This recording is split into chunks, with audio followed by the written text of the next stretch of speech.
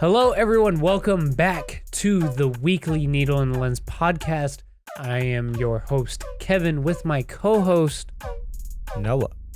What's up? How are we doing today, tonight, tomorrow, folks? Can't comment on the status of tomorrow, but as of tonight, we're doing all right. That's good. That's good to nearly hear. as last episode. I feel like I was very tired, like immediately as we started. I'm more alert today. That's Right? I'm good. here. That's good to hear. It's I'm always ready to talk about the drama of this week. drama. Yeah, we're drama alert now.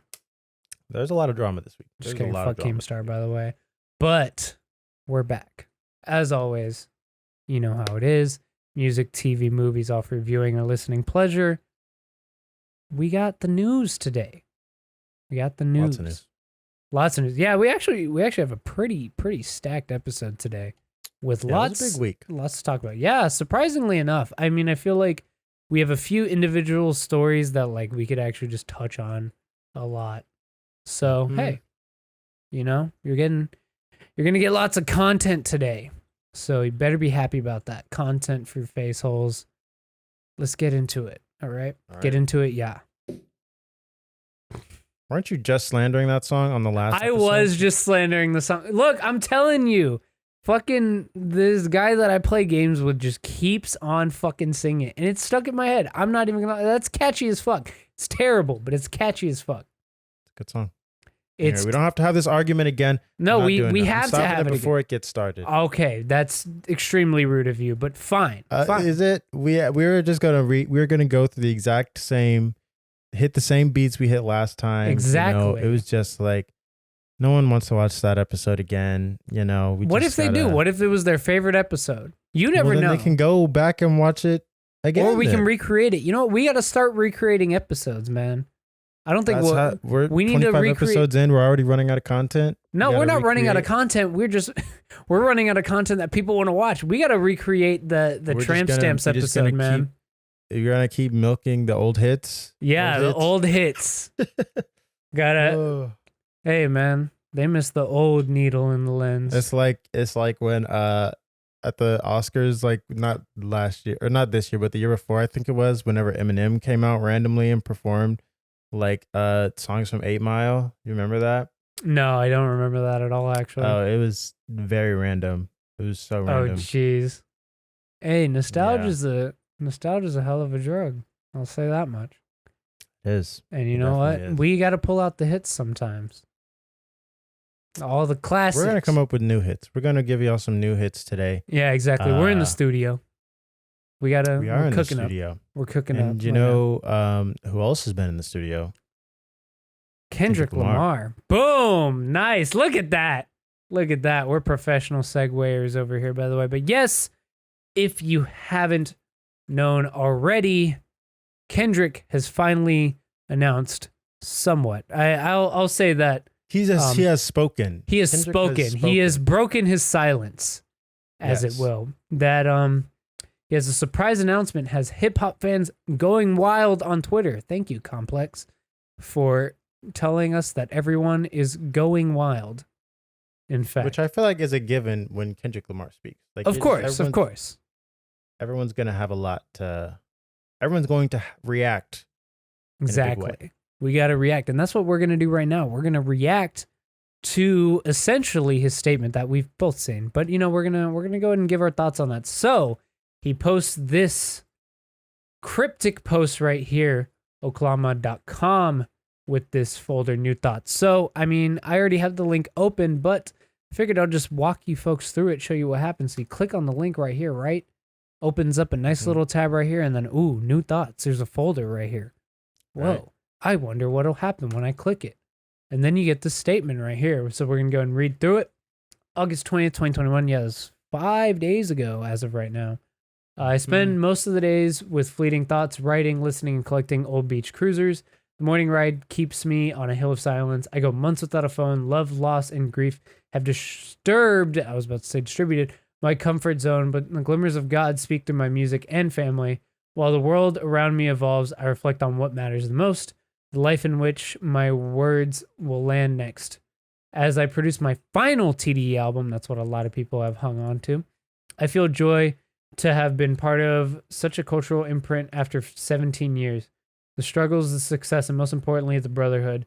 May the Most High continue to use Top Dog as a vessel for candid creators as I continue to pursue my life's calling. There's beauty in completion and always faith in the unknown. Thank you all for keeping me in your thoughts. I've prayed for you all. See you soon enough. Oklahoma. So, very, very interesting statement we have here by Mr. Kendrick Lamar. And a lot of people, like I said, are very hung on the fact that this is going to be his last TDE album. Now, some people definitely did read that, incorrectly, obviously, as this would be his last album and that he wasn't going to make music anymore. That is obviously very incorrect. It specifically says last album with TDE. My guess is obviously he's working on PG Land stuff.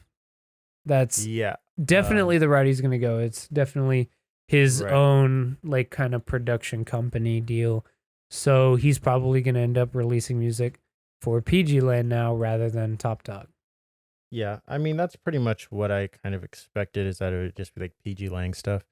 And like Lang. Yeah, my bad. Also and like, cause people were like, what is it? Is it like, cause they're very cryptic about what PG Lang was in the first place. But like all of Baby Keem's most recent singles have been dropped on PG Lang. So it's like clearly many things, but also definitely a record label is one of them.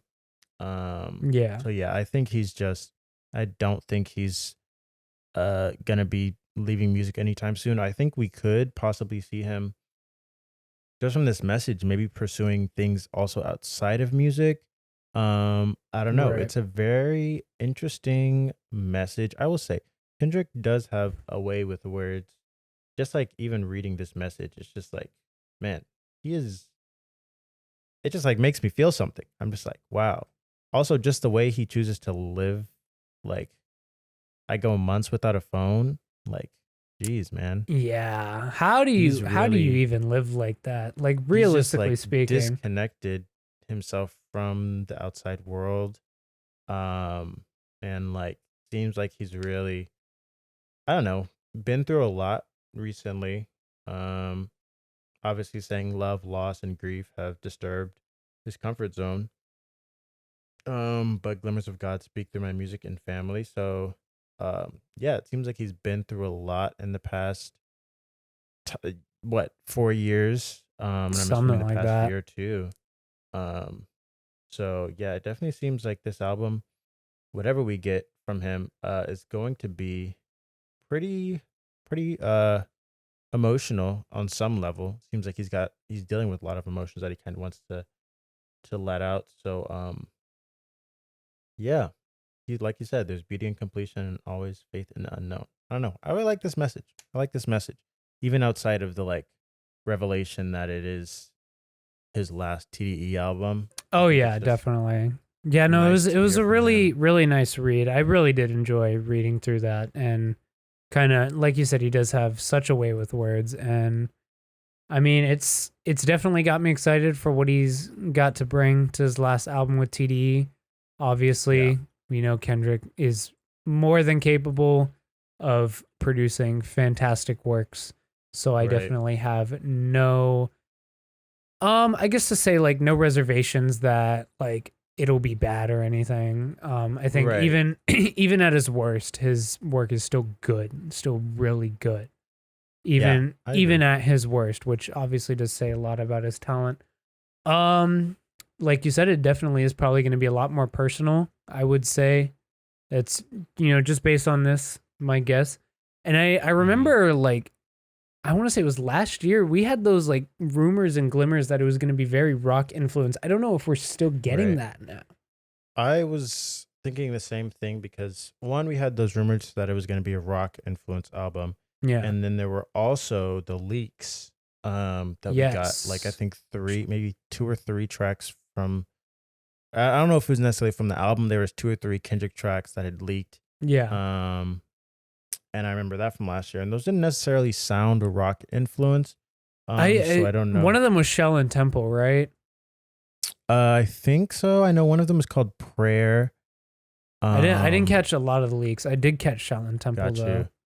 Yeah, So if I that was think one of them, that one was kind of rock influence, not necessarily all mhm, that much though. right.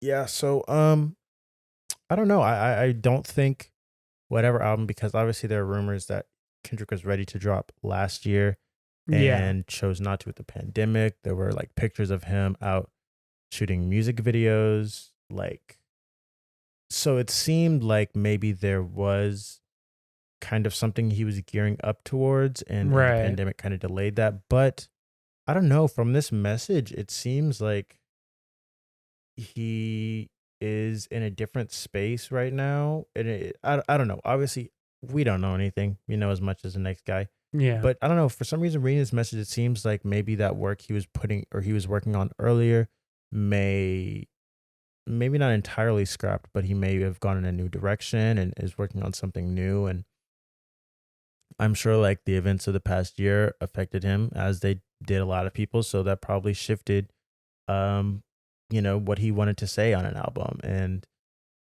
so, yeah, we might not get that rock influence album or whatever album he was going to put out before. I think we'll just kind of have to wait and see whenever it drops. And I think uh, him him saying something is actually surprising, honestly, and comforting, because he doesn't tend to give like album updates like that. Like he doesn't, like when he's ready to drop, he just drops heart part whatever, and it's like, all right, now we know he's going to drop. So I think it's very telling that he chose to drop a message with this, and also, you know, maybe he felt like he needed to announce his final TDE album. Um, but yeah, I have no clue what we're gonna get or when we're gonna get it. Yeah, Timeline. that's the big thing is like, are we gonna get it this year? I feel like with the announcement, I feel like there's still plenty of time for it to come out this year. Mm-hmm. I'm gonna say October. Wow. So you're definitely thinking it's coming this year. Yeah. What are you pulling for? I don't know. I don't know. I think in my head all year long I've just had it in my head um that well, I guess maybe at the beginning of the year I did think he was gonna drop. I can't remember. Did we talk about it in the episode that we were We anticipating did, Kendrick? yeah. We I mean, did. like we I we did think all those TDE folks that right. were And supposed to drop this year. yeah, I remember talking about when we were talking that it definitely not all of them were going to drop probably. But I think I Hmm. remember we were saying if anyone wasn't going to drop, it'd probably be SZA. And Yeah. as the years going on, I'm like, I don't think we're getting a SZA album this year. Although did drop some tracks earlier this week. But anyway, How did I um, miss this? Question mark. it was on SoundCloud. She just threw some Oh, tracks on SoundCloud. I'm not doing the Um, SoundCloud shit. I'm not. Come on, I fake can't fans even. out here. I'm. You know. You Fake know. fans. I'll. You're a I'll do, real I didn't fan. know. You I would didn't know consume the about it. music. I didn't know about it. No one told me. Well, now you know. After the episode, you can hop on, listen to the tracks. But Fine. Fine. I think after the Day in Vegas lineup came out, and it kind of said, Kendrick Lamar, but had that like caveat that it would simply be stuff from Section 80 to Yeah. Damn. I think that kind of, in my head, once I saw that, I was like, we are not getting a Kendrick Lamar album this year. And I kind of just have been stuck in that for That is true. I the guess I whole hadn't thought year. about that, but I don't know. It's so weird. But like, It is weird. I guess my thing would be like, why specify that if Damn is the last project he's put out? Then no shit, it would just be from Section 80 to Damn. That is true. So the one thing with that would be is that like, okay, he is only performing songs from these projects, but he is going to release a project probably, what I would say, right before Day in Vegas then. See, but the thing is, if he releases a project right before Day in Vegas, it makes no sense for him not to perform those songs at Day in Vegas. It's put it, Like it what? it takes a lot to put a show together. I mean, it does, but I mean, I can't imagine. I cannot imagine you put out an album, you go, you have your first live performance after you put out that album, and you don't do It's any tracks clickbait. from that album. It's clickbait. It doesn't make sense. Either that or As it an comes artist, out right doesn't make after sense. Day in Vegas. That's the other That thing. would make more sense, but also be very frustrating. Yeah, Because maybe he announces it right before Day in Vegas, but it doesn't come out till after. So he's only going to perform Section 80. Well, at least give us a snippet of a couple tracks. Give us a taste of something you're working on. And I think it's like Kendrick is very intentional when he speaks right on his music. So that's why I'm talking like when Kendrick talks or he's ready to drop the album, it's like he drops the hard part, whatever, the album is going to be coming around the corner, like the wait between the last was a hard part 4 and Damn was like, I want to say 2-3 weeks, maybe something like that. Yeah, it was not long at all. So I think it's very interesting, and that's a good argument for an album coming this year is that Kendrick did choose to speak up right now. The only reason I say it may not be it might not come this year is just because in his message he sounds like he is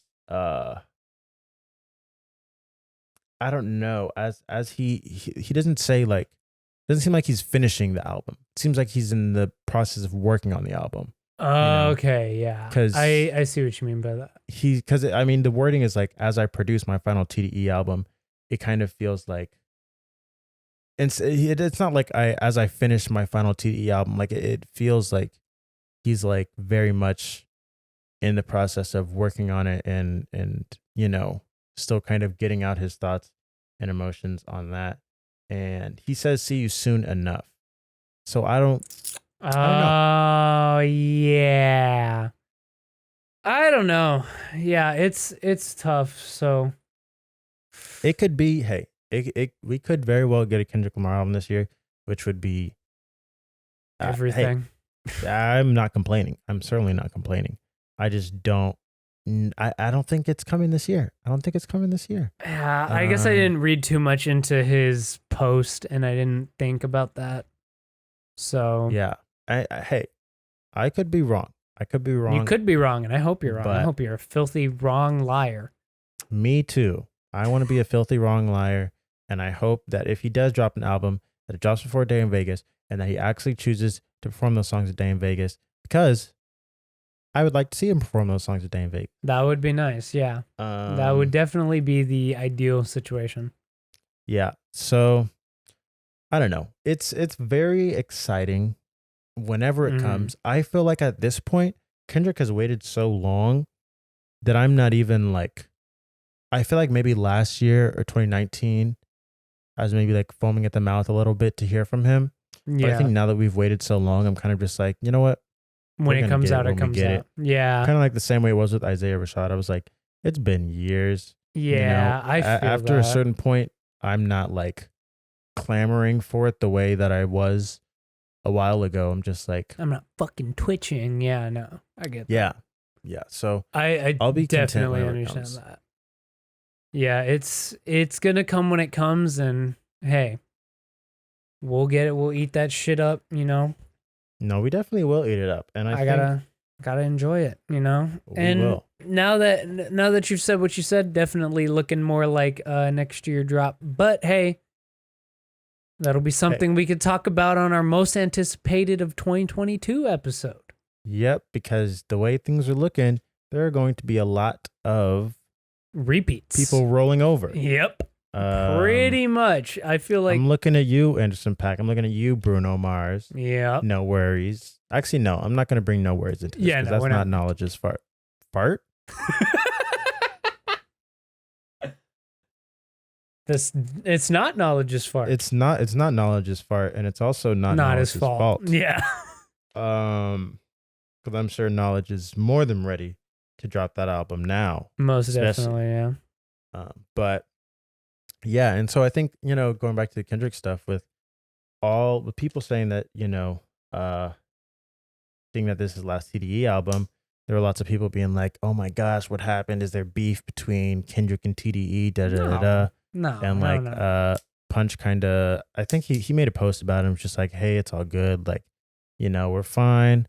And it's interesting though, because there were those rumors last year that Kendrick was leaving TDE. Yeah. And then like Punch kind of came out and was like, "No, like this is not true. He's not leaving TDE." Like it was had to make a whole thing about it because people were talking. So it's interesting. I wonder what kind of changed between then and now to where Kendrick did decide to leave. And not that like I said, I'm sure there's still no bad blood between them because no. Punch cleared it up, and Kendrick obviously, and his message was just like, I hope TDE continues to just like thrive and do what it's done for the past, couple decades. Right. But yeah, it is interesting. I wonder what changed with Kendrick, and I'm sure it has to do with, some of the events going on in his life over the past couple of years, it seems like. Yeah. Whatever it is. So yeah, I don't know. It'll think- be interesting. Yeah, I think definitely it has to do mostly with PG Lang. I think because he said he needs to follow his life's calling. I think that's what he's really kind of pushing towards. I think that's really what he feels like he's called to do, he's meant to do. So he's taking really what I feel is the next step in his career. I'd hate to fucking bring shit up that I learned in school. I hate when that happens. I hate when like I take a class that I like absolutely despise, but then you actually learn something from it and then you apply it. Yeah. So like, they got me there. I guess I fucking learned some shit, right? But hey, he's taking the next step in his mastery journey or whatever, mastering his career in his field, whatever. He's doing his thing. So I think that definitely is the largest part of it. I, again, don't think there's any bad blood. I just think being under TDE point blank period is going to stunt his growth from where he wants to be in the next 5-10 years. Oh, you saying leaving TDE is going to stunt Kendrick's growth? No. Being under TDE would have stunted his growth. I don't know that it would have. I think obviously I mean, there's like, I don't think he'd be able to do the things that he feels called to do. I don't think he'd be able to build PG Lang under. I think TDE is a very like, I feel like now at least it's a lot more loose than it was before. And obviously I think everyone is still like pretty like tightly knit, but I don't think, obviously there have been conflicting things about the management and kind of the way Punch chooses to do things over there, that there's a lot going on behind the scenes, a lot of conflicting things people are saying. Isaiah's like, no, Punch is, he gives us complete freedom. We're doing our own thing. We're the ones that mess stuff up. And then Sis is going on Twitter and being like, Punch won't let me drop music. There's a lot going on over there. Yeah. There's a lot going on over there. So, maybe it was just Kendrick being like, I need to get out of here. But I feel like had he chosen to stay with TDE, he probably could have continued to rise. Although he is in a way, I don't know. I honestly never felt like he was outgrowing TDE for me, honestly. Like, he wasn't outgrowing TDE, but I think like there's more of a ceiling with TDE than there is doing his own thing. And again, I just think the biggest reason why he's leaving TDE is to focus on his other shit. I think that's just the biggest thing, to maybe now serve as more of like a producer role, not like music producer obviously, but like like serve that executive role, serving as that mentorship role. Exactly. Working on projects other than music if they decide to go down like a film or TV route, anything like that. Fuck, who knows? Maybe we get a Kendrick Lamar video game or some shit someday. Who knows? That would be wild, but that would be fucking crazy. I definitely do think like seeing him expand PG Lang into something else would be really cool. And I would love, I think it'd be really cool to see Kendrick in a sort of do kind of in a mentor role, Yeah. Like because I think Kendrick is out of a lot of things that he has, he doesn't necessarily have any like Influence. he doesn't necessarily have influence. Yeah, Yet. exactly. I think because which is even fine. yeah, but like even when you compare him to like obviously everyone compares him to J. Cole. J. Cole has like that since he's running Dreamville and he has this young talent on there. He's obviously very influential to them, and obviously is mentoring them in whatever respect that he's doing. So I definitely think that, you know, Kendrick moving on and doing his own thing, he's gonna start to be able to fill more of a role like that. Because I feel like on the other hand, that there was a much different hierarchy at TDE where they were much more like all aligned. They were just like a family, you know? Mm-hmm. So definitely seeing Kendrick ascend to this different standpoint, I think would really help him, and just kind of the way that he's viewed in a sense. I think he's done. I'm not gonna say enough. He's done enough with his music. It's just like how a lot of athletes will, like, after they've already done what they can do in their sport, they go on to be a coach or some shit like that. You know, things like that. Right. And I think Kendrick can, like, as a lot of artists do, like, he can kind of still, like, you know, occupy both roles. Yeah, no, and, definitely. like, That's the thing with music versus sports, because like sports, when you get into a certain age, your body doesn't work the same way. All you can do is then be a mentor. But with music, I mean, you can make music for the rest of your life as long as your vocal cords don't fuck up, you know? So yeah, exactly. And it's kind fingers of crossed, like, knock on wood, by the way. yeah, it's one of those things where it's like usually people of Kendrick's caliber. I think in that way, I do agree with you in that TDE could have stunted his growth because it doesn't allow him to kind of fulfill that mentorship role, because he's kind of he's not necessarily seen as like a mentor as he is as like a member of a group. Yeah. And although he is kind of leading the pack of that group, it's never like, I don't know. I don't think he's mentoring everyone else as it is like everyone's working on their own thing, and they are kind of just a community that kind of, you know, makes music. But I think it is kind of about time for him to do something like that, because most artists of his caliber are kind of already doing that. Like you said, J. Cole with Dreamville, Drake has like OVO. Yeah. Obviously Kanye has good music. Like Eminem has Shady Records, you know. So it's like usually once you're kind of at that level, you kind of start doing that thing. So I think it's about been that time. Yeah, it really has, but better late than never, I suppose.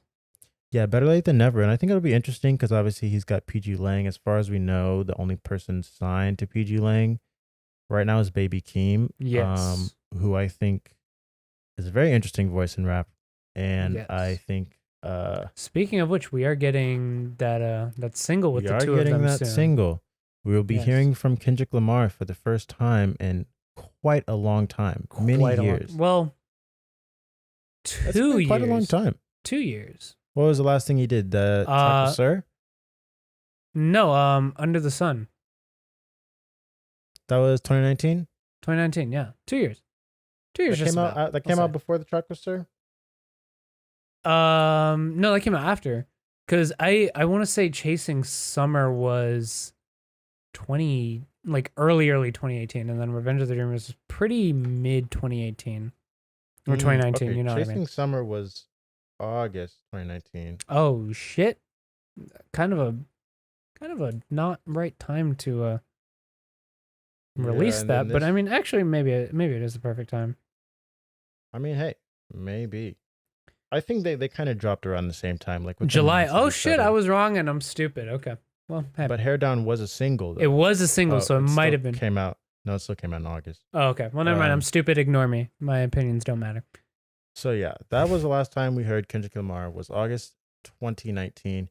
We're now about to hear from him again in August. I feel like there might have been something else between then, but was there? I don't think there was. There might have been. I don't know. We definitely didn't hear from him last year. We did not. And I don't think we got another single after. I don't know. We could have gotten. I would have remembered that. We could have gotten a uncredited feature again. You know, he likes doing those. But hey, I mean, hey, he does. But It's gonna be good to hear Yeah. from him again. And I think, yeah, like Baby Keem is an interesting person for him to start with on this label. Obviously, their family. Yeah. Maybe So I this will think be that, the one that turns me. No, hey, no, no. I I fucks with Baby Keem. as you I'm should. pretty down. Uh, I'm pretty down with him. I've heard a couple things that I'm yeah, pretty down with. his last album is really, really good. He's almost like created this really interesting subgenre of rap, I feel like, which is like the kind of interesting, like, I want to see if Kendrick starts label, I want to see him sign people like that are interesting, that are creating Yeah. things different in rap that aren't necessarily like Kendrick adjacent even. Like, yeah, we can have some Yeah. people like that, but I want to see him kind of with the Baby Keem sort of thing. Like Baby Keem's sound is nothing like Kendrick. Like he's not like super lyrical or anything like that, but um Kendrick is so diverse, and like even like hearing some leaks and stuff of like reference tracks that he did for Keem, I'm like, okay, wow, Yeah. like Kendrick is really, really talented and can do so many different things. And so I really like to see what he can do with some other artists, that not even just rappers, but just other artists that he can maybe bring something interesting out of, or just give a platform to, that don't have a platform. So we'll see. Hey, who knows? Maybe Kenny Mason gets signed to PG Lang. Hey, I mean, that would be interesting to see. I definitely do think like signing people who have interesting sounds is definitely kind of the way to go. I feel like a lot of times when it comes to labels, they kind of, or at least not like major labels, right? Obviously, don't get that twisted, but like Mm-hmm. smaller, more niche labels tend to kind of follow that sort of niche, and they just Yeah. go down one path of like, okay, all of our artists are very similar to one another. Mm-hmm. I think honestly we kind of did see that a bit with like when TDE signed Reason. I don't think he was Mm. necessarily that much of a completely interesting voice or anything all that Right. different from what they Mm-hmm. already have. Now, regarding TDE, they're already trying to fill up that empty roster slot. You got to Yeah. keep the team together.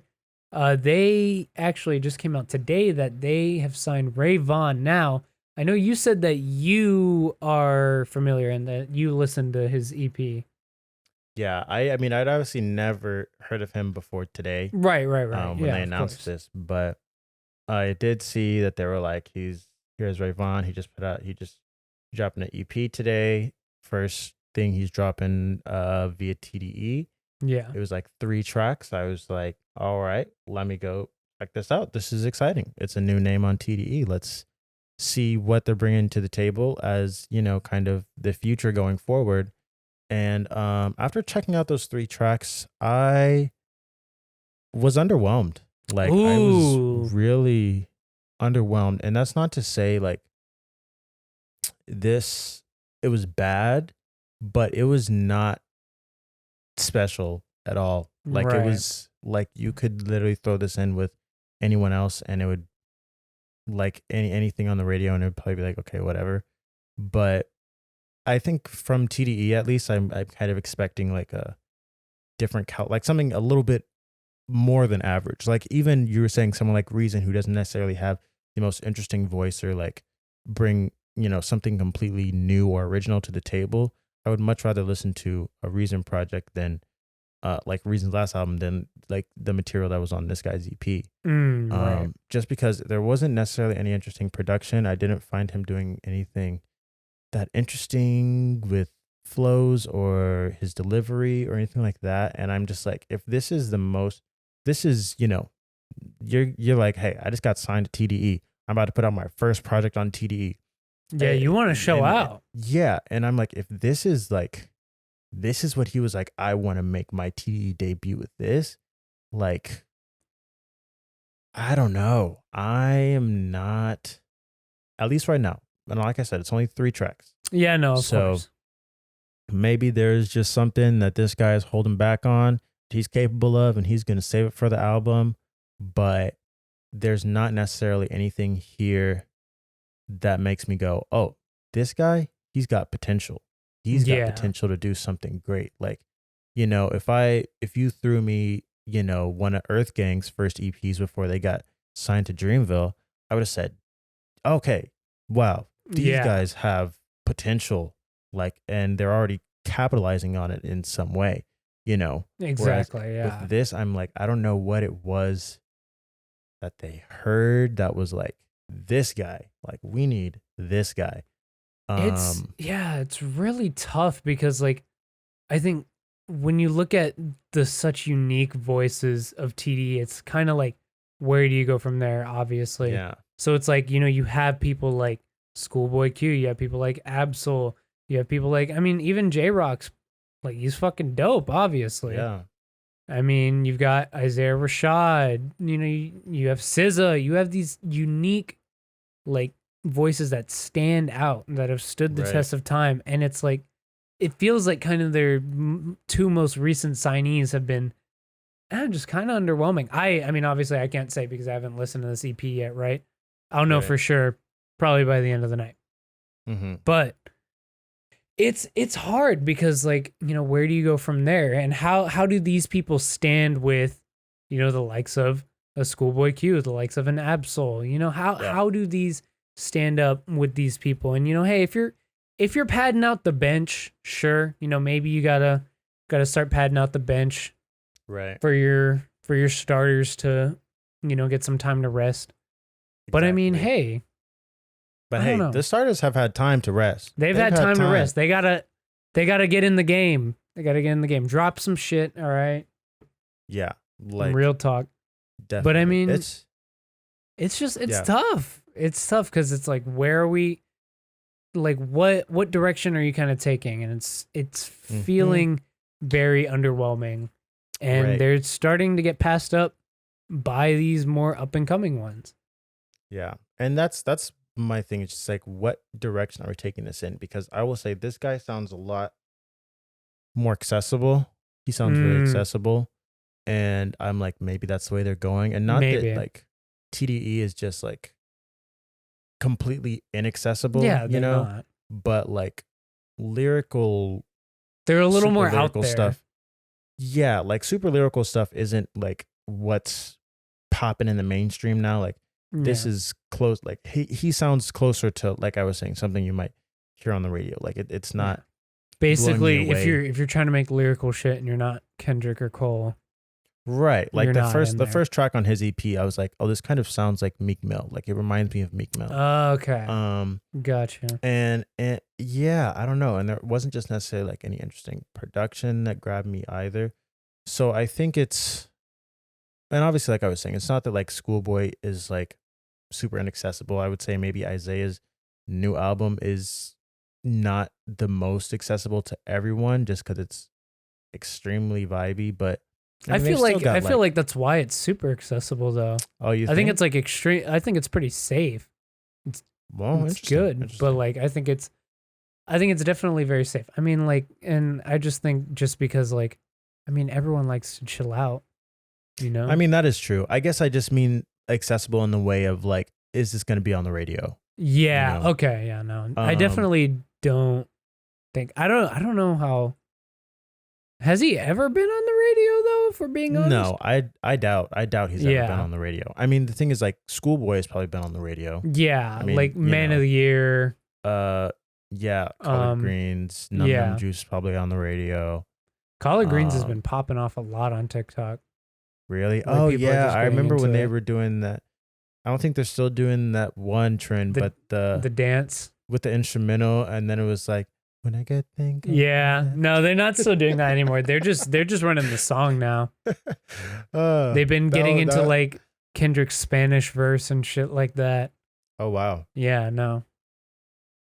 man, So I mean that's a good song. I need to it listen to is. that It's so after good. this call. I've been wanting Oxymoron on vinyl so fucking hard. Yeah, And yeah. they did a restock and I missed it because I was like, I don't have Dang. money. I shouldn't do it. And then yeah, no. I hesitated And too now, much.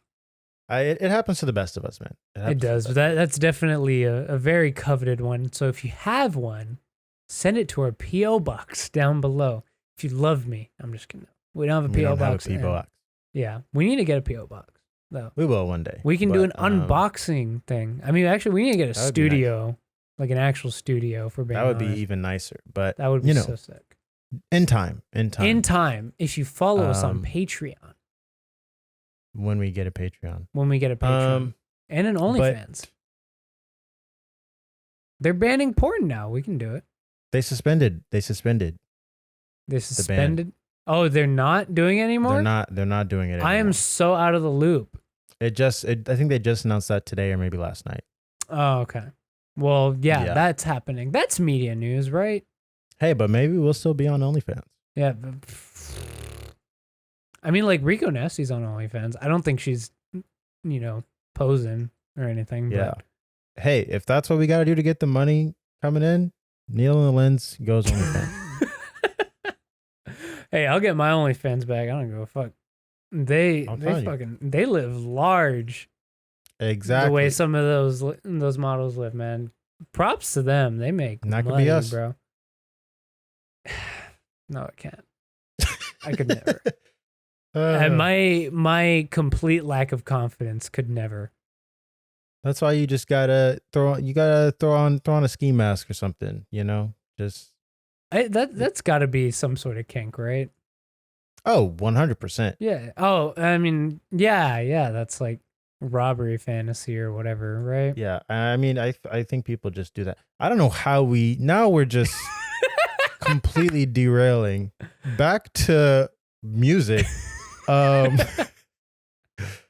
This new signee, who, speaking of, going through some of his tweets, and like some people pulled up like a random video from his Instagram. He's is he a suspicious character? pretty horny dude. Oh, he's horny. Yeah, I He's saw a a horn tweet ball. today. I was like, whoa.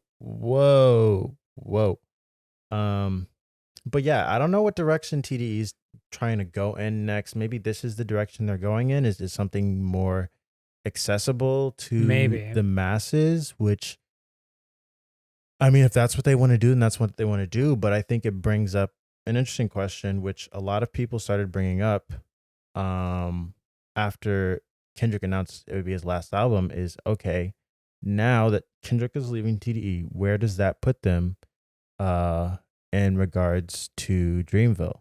Yeah. Like, But I feel like if Kendrick's leaving, like, I mean, obviously those are the two like most well-known kind of quote unquote, again, because I hate using this term because it's not true, quote unquote underground rap and hip hop labels. I wouldn't call them underground. Yeah, obviously, but you know what I mean. Not like fucking. I'd say they're the it's not most- UMG. It's not. Sony I mean, Music. but as far as rap labels, they're the two rap-centric. most known, notable ones. But I don't know. I guess like since it's always Kendrick versus Cole, do you even put TDE in that conversation still? Since Kendrick would no longer be a part of that. I think I still put them. I still think I put TDE in that conversation because yeah, I mean, definitely. TDE But like it's versus gonna start to Dreamville- shift now. I feel it may. if PG Lang becomes a notable enough record label or serves as a record label that's notable Right. enough and gets some really interesting people, then I feel like we shift the conversation that way. I mean, there's definitely an argument where it could become a TDE versus Dreamville versus PG Lang sort of thing, which would be interesting to see. I just think like, so for you with Kendrick on the label now, right? You're saying Right now? TDE is better than Dreamville. Is that right? As of late, I will say no, obviously, because we haven't gotten a ton from them. Recently, yeah. As of recent years. But I just think As a in whole, terms of just pure discography, it's really close right now because of the output that Dreamville has had. But I'm still giving it to TDE because obviously they have Kendrick, who's dropped some of the fucking best rap albums of all time, obviously. You have SZA, you have Schoolboy's projects, even Absol shit too, like Isaiah Rashad's shit. Like they have such a classic discography, I'd even argue. Yeah. And it's tough. It's tough to call. And like obviously they've always done I don't even know if we've ever done this on the podcast, but they've done the matchups. Obviously where it's like, oh, so and so versus so and so. Right. But I mean like that was back in the heyday. in the DJ Pickle Juice days where we Oh, get those true. brackets. True. R.I.P. DJ. R.I.P. DJ Pickle Juice. That seemed like such a long time ago, but we talked about it on the pod. We did. That was, oh my gosh, that was like less one of than- our first couple episodes. that was before we did videos, folks. By the Yeah. way, we have some early episodes if you want to catch those on Spotify and all those platforms. If you're not listening, or if you're not already listening on those platforms and you're on YouTube or you're here on Twitch, those early episodes you can listen to. Yeah.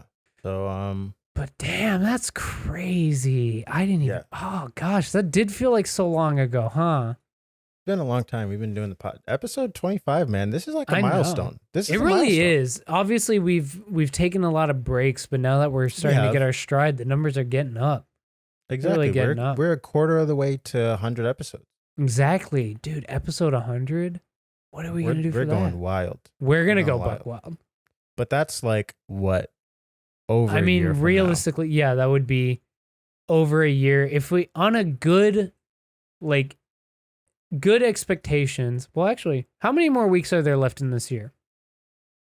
now. I literally couldn't tell you. Probably somewhere close to like 16. Let's say like so September, October, and we're 16, doing math on the 17. podcast right now. By the way, folks, September, October, November, December. So there's 4. So yeah, it's around 16 weeks left. So we'll be at around like 30-ish. Yeah. Oh wait, that's not math. 40-ish. That was bad. And if we continue, because I know we talked about probably taking the latter half of December and the early part of January off, maybe, Mm-hmm. Yeah. just to get a break from doing the podcast for a bit, All right. so we can come back refreshed. Because And then watch, obviously, whenever we take a break, Kendrick's gonna drop. fucking right. Well, everyone's no. gonna Here's the come thing. back. Once we're on the break, that's a cutoff That's point. We're usually gonna the do we're gonna do the Needlies. Oh, we're doing the Needlies. We're doing the Needlies. It's gonna be a big ass event. All right. It's gonna be a whole thing. Tell your friends. Tell your Tell your friends. Tell your parents. mom. Exactly. Tell your mom. All right. I want your mom to see this. Tell your mom I said hi. But it's gonna be a whole thing. So, I mean, at best, we hit 100 early next year or early 2023. That sounds like a long time from now. But That does sound like a long time from now. And who knows if we'll probably even do- be here by then. we'll do something exciting for 50 probably. Yeah, no, definitely. Right? 50's gonna go hard too. Yeah. But, TDE, yeah. right? I was about to say we just did a small little tangent to talk about our Of podcast, course, we but had to. had to. But Self yeah, promo no, on the podcast, by the way, totally the smartest way for marketing is promote It the thing is. that people are currently listening to on Already the thing that they're listening listening to. You know, hey, it makes sense. great idea. Exactly. But no, yeah, I think it does bring up a good question because, like you say, TDE does have. If we just put up TDE's discography next to Dreamville's discography,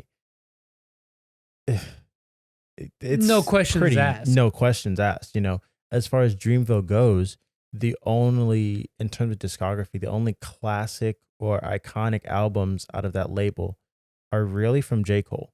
Now, Yeah. obviously, the Never Story, DiCaprio 2, great projects. I wouldn't say either of those are classic or even iconic. I would yet. say the Never Story could be a classic. It could, but the thing is, I think generally the people prefer DiCaprio 2. Really? Yeah.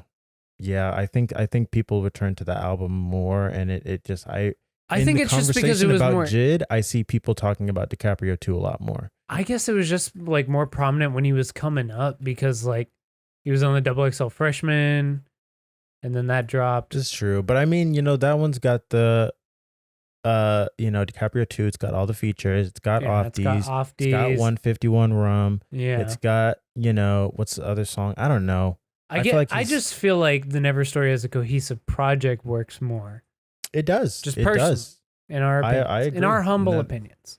Yes, the Never Story, I agree, is a better project. I just don't know if it has that. Yeah, If it has the level the of wide enough respectability. appeal. Yeah, Right. Now the Forever Story. who knows? We'll see. We'll see.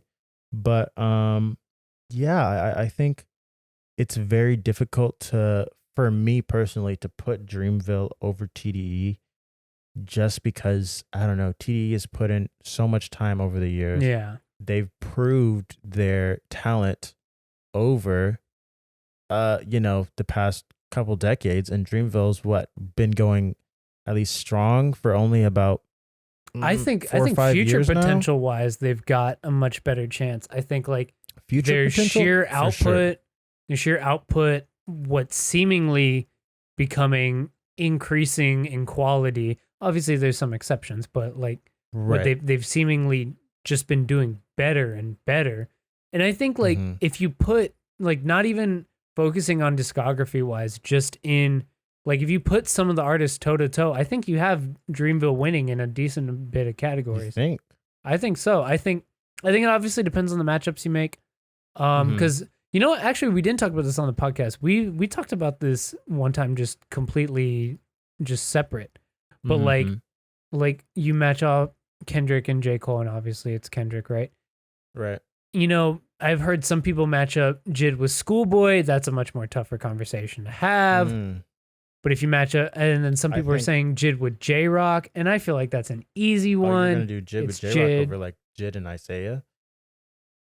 Ooh. I think honestly, because if here's my thing, if you were to rank everyone, you combine Dreamville and TDE and rank everyone on that roster, Mhm. like I think Jid comes in second Yeah. behind Kendrick. So really, anyone else you put Jid up against on the TDE roster that's not Kendrick. I mean, even going against Kendrick, he's gonna lose. Yeah. And I personally think Jid has surpassed J. Cole. Um, Easily. Yeah. No, absolutely. just in terms of talent, and even though he doesn't have as many projects, like it's I think Schoolboy's the best matchup though. Like as interesting. far as like just kind of music style Mm, and just like I don't know, just the way that the two of them like both rap, it feels like that's the best matchup to interesting. do. And I would fuck, I want to say Jid, but It's if we're a not it's if we're a not taking discography into account, that's the then thing. it's That's Jid. the thing. But It's if really you're difficult. going project versus project, I still think Schoolboy has the better projects. And I think even I would. before when we were talking about this a while back, I think I still put Jid's discography over, which was a bad take, Mm, I'll admit. But wow. No. Yeah. yeah, no, it I was, also think that's a bad take. I think the Never Story is great. DiCaprio 2 is also great, but yeah. I think for me personally, I would do Zay and Jid. And I think for me personally, that's a little bit of a closer battle. Well, I it's guess I can difficult. It's difficult. see the comparison, but I feel like there's a better matchup for Isaiah on there. I Mm. feel like Isaiah goes up well against Loot. Loot? Does I feel Loot like he have goes up the? best against Loot. I don't know. The Loot has the Oh no, I mean like, but I'm just saying in terms of roles they fill within the respective yeah labels. I think he goes over up Boz. Boz and J Rock. Uh, Boz and J I Rock is a guess so. matchup. And Yeah. then hey, who put the women against the women? It's SZA and Ari Lennox. Wow. I mean, hey, Obviously we're going SZA, but but yeah.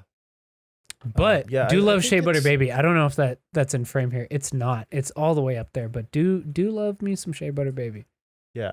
Ari is dope. Ari is dope, She's and really fucking dope. I just think Love her. my thing is I don't know. It's hard because a lot of what you have to base Dreamville off of right now is future potential, Yeah, that's the as thing. But opposed even if you to just go like just maybe even just like go bar for bar, like I feel like that's kind of the comparison we yeah. go at If we're here. going bar for bar, then yeah, I'm definitely putting TDE over Yeah. for sure. Um, But just because but I'm saying I still think that Dreamville can win in some categories when you don't account for yeah, discography. yeah, Matchup I wise. Like definitely I said, think. I think Jid takes it, bar for Hmm. bar over Schoolboy, unfortunately, as much as I hate to say that. Right, Um I'm trying to think. Oh, and but you still Absol got and Earth Absol, Gang yeah. is the matchup there. Hmm.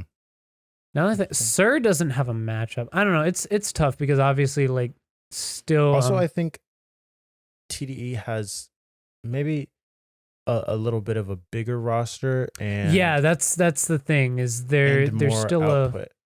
yeah, You know, Dreamville is still a much more they're still young. fledgling young label. But I definitely think if you take like the biggest names from them, you could still match them up. Yeah, and Yeah. I mean, it'll be Oh, and it's what interesting. was fuck, what's his name? Cause and Reason is the matchup. Oh, Cause, yeah, That's right. the one that they always did. And didn't And they? like, They had the track together on. yeah, Revenge of the Dreamers. they did Lambo Truck together. That was good. That was That really was good. That was definitely a really interesting one. I feel like I'd give it to Reason probably now. Yeah, But I was actually listening back after the whole Kendrick like TDE stuff came out. I like went back and I was listening to some Reason stuff. Kind of, I was trying to get a better picture or like of what we're kind of working with now, and just going back and revisiting some of that stuff. So listening to Do What Thou Wilt and like Do What Thou most Wilt is recent. so good. Great album. Great album. It And a lot of is. people are gonna discount Absol on that label.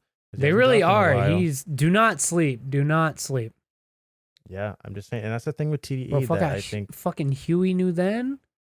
Yeah, You know, it's funny enough because I wasn't all that familiar with Absol before I went to the championship tour.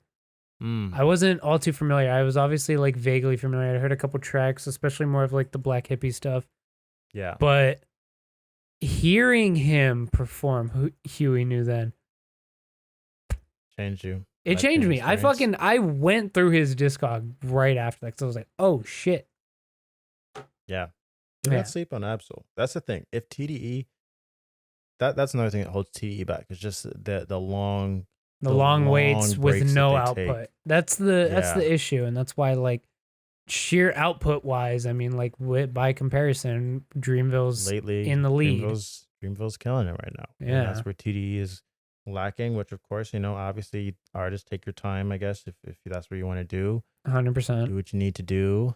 But yeah, I mean, if we're just talking like Dreamville's been releasing pretty regularly. They're coming off Revenge of the Dreamers 3. I'm sure we'll get Revenge of the Dreamers 4 at some point. Like, Yeah. I don't think for a while though. I think within the next couple years we could probably get I'd it. say like 3 or 4 years from now. Maybe. I think they add a fuck ton of more names first, and then they go down that route to do that. I think maybe not. I feel like they might not add a whole bunch. I think they're gonna be. I think J. Cole is a little bit more like in terms of choosing people for his label. He's maybe been a bit more strategic. Yeah, no, and definitely. smarter. No, I 100% agree with that. Yeah, so I think at least like seeing people like Earth Gang like that's a group I don't think TDE would never sign somebody like Earth Gang. Yeah, Like and I don't see that happening. that was a gamble that really did pay off because they have such an interesting sound, and I mean they're around the time Mirrorland came out, they were making such waves. Everyone's like, they're the new Outcast, and like yeah. obviously like I remember that. don't make those comparisons. They're the new Earth Gang, right? Well, they are Earth Gang, obviously. Mm-hmm. But they're fucking dope. And I definitely do think that comparison is one that I understand why people make.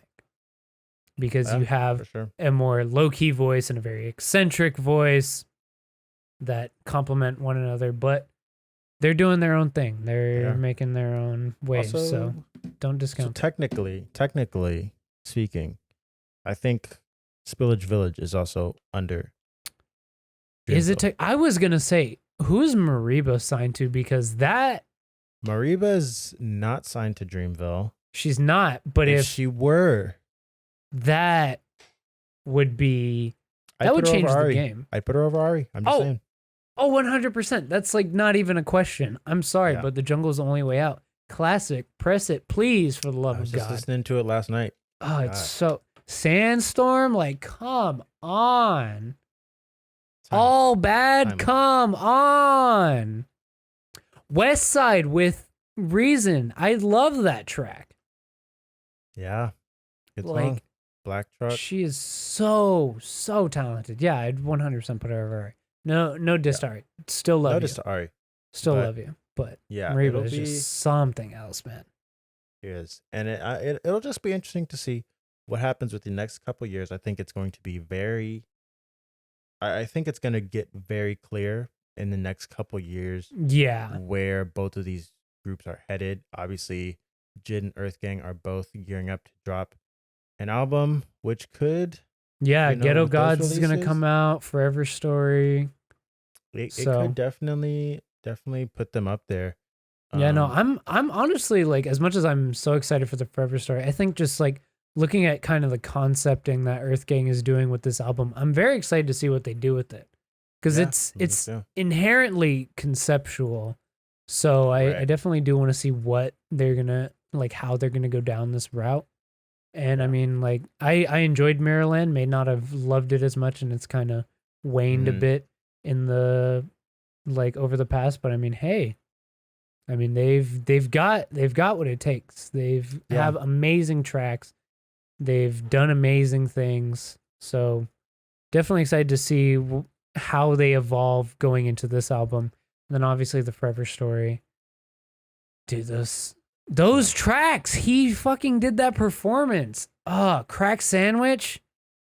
It's gonna hit. It's gonna hit. I'm so And I ready. have I'm so ready. I have need to no doubts. I need to 100% totally not rip that video so I can listen to those until the album. Oh, definitely not. Not doing that. Definitely We're not But doing that. but yeah, I completely agree with you, especially regarding Earth Gang. It's like Mirrorland, I thought it was a good project. I still feel like there's more. There's Yeah, more more that that they could be can tapped tap into. So But much they were potential definitely there. coming into their own. It definitely did feel like a very cohesive project. And I think obviously we didn't get that necessarily as much on their EPs, Rags, Royalty, and Robots. Like, Mhm. yeah, no, Although I I'm do very love well those versed. EPs. I do love those, but it didn't Mirrorland felt more like an album than those EPs did, which obviously they're Interesting. EPs, but like But the EPs do they they felt were pretty dope. cohesive They had to me. yeah. I mean, they had that concept, but I don't know. It's just like it felt different. So definitely yeah. excited to see where they evolve from here. And also, For just sure. give me more shit like Up. I loved Up and Tequila. Give me more shit like Tequila too. Tequila. Get T-Pain on here Tequila. again. I don't give a fuck. Get T-Pain on everything. I love T-Pain fucking said he's T- not doing features anymore. Remember, he was like, "I'm done." I know. Cause No. Usher. It's all Usher's fault. It is. But, Fuck Usher, man. Fuck Ush Bucks. The Ushbucks. Ah, God. But hey, we'll definitely see what's coming out from here. And will. hey, who knows? Ari Lennox could drop some shit that blows us away. She could drop her. She could, although she she made could it drop seem her like she Control. doesn't want to drop anything anytime soon. Yeah, So, there's been some like stuff online, right, with that. well, she just basically tweeted. She was just like, I don't know. I feel like I don't. Oh really have. yeah. She's like, I feel like I'm in a really good place right now, and all I've ever written about is like when I'm kind of not that happy or going through a breakup or a bad relationship. Someone break whatever. her heart. So Stat. yes, that's okay. essentially. She was like, I don't have anything to put into music right now, and then Okay, just real yesterday, talk. Stan Twitter. When you say that shit, that is so fucked up. Like I understand it's a it joke, is. but holy shit, it's so fucked up. Like Bro, on I so many saw- levels. Like you want people to just be hurt so you can get music. It's It really is. fucked up. And I know it's a joke. And trust me, I It have is a joke. more than participated in it. But I saw it's pretty a fucked tweet up. the other day. It was like this clip of like Chance the Rapper making this beat or something. And it was Is like, it the "Yo, somebody Starbucks get one? this-" Is I it the can't Starbucks remember. one? Starbucks But he Chance the was- Rapper, duet it. Let's go. No, they were Let's like, go. Oh no. I have seen the one you're talking about. and they were like, "Hey, yo, somebody get this man a tab of acid." Like, Just ruin this man's life again. come on, please. It's so fucking like, hey man. It's bad. It's bad. You know. Maybe Kanye was right. Or wait, yeah, maybe Kanye was right. You gotta be some bit of crazy to make good art. Which When speaking genius of ain't which, crazy. we've got Kanye West. Kanye West going on his Joker arc right now. This is really insane. So obviously, if you're not a connoisseur, and hey, you know what? we wanted this. We did ask for this. We said we wanted more rap beef. We said we wanted that surgical summer. We did say that. We wanted it, and it looks like it might be coming. Maybe. It looks like it could be coming. So, just to catch you up, obviously, Drake and Kanye have beef. Drake and Pusha have beef. You know, obviously, there's a decades-long history of that involving Lil Wayne and a bunch of other fucking people. There's a lot with that. So it cuts very deep. But, so kind of to where we are now, what ended up happening was that is the wrong scene, but it's fine. Nice. So what essentially happened was Drake decided to hop on Trippie Redd's song, which also, I have my own bits about this. Obviously, I wasn't huge on the Trippie Redd album, but also adding a feature after the fact, like it's so weird to me. And obviously, it's something that's possible with streaming, which is nice. It's a nice convenience, and obviously, like I saw someone saying on Twitter about how clipping removed a feature from Wriggle when they re-released it because the person in question was an abuser, I believe. So obviously it has very good reasons, but that was a whole re-release thing. It's much different. But adding tracks, adding features, just editing the tracks in general, it definitely sets a weird precedent, obviously, because then if we go to a future to where we have no physical media, then those artifacts will not be preserved. Exactly. So imagine there were so many different versions. Life of Pablo, changed that thing so many times. Oh wow, yeah. Speaking of Kanye, still exactly. Speaking of Kanye, I was even gonna say like Yosemite on Astroworld where they fixed up Nav's mixing, which they we'll never we'll never have a copy of that though, which sucks. But hey, it is what it is. Anyway, so the Drake verse was added to the Trippie Redd project after the fact. And in that, he takes some shots at seemingly Pusha and Kanye. And I mean, actually, not seemingly Kanye, literally Kanye. But we're lumping Pusha into it a little bit. So on the track Betrayal, he says, all these fools I'm beefing with, I barely know. 44, 45, 44. That's their ages, right? Fun. Burnt out. Let it go. You ain't changing shit for me. It's set in stone. So obviously, if you're not keeping up, we have talked about this a little bit before. But Kanye keeps pushing back Donda, which on his official TikTok bio, it says the 27th. So apparently, I don't know if it's verified. So I don't know if it's just like some fucky wucky shit or if it's actually Kanye West. But yeah, so supposedly Donda's supposed to come out the 27th. But there's this kind of rumor going around that Kanye and Drake are playing album chicken, where Kanye keeps pushing it back so it'll drop the same day as Certified Lover Boy.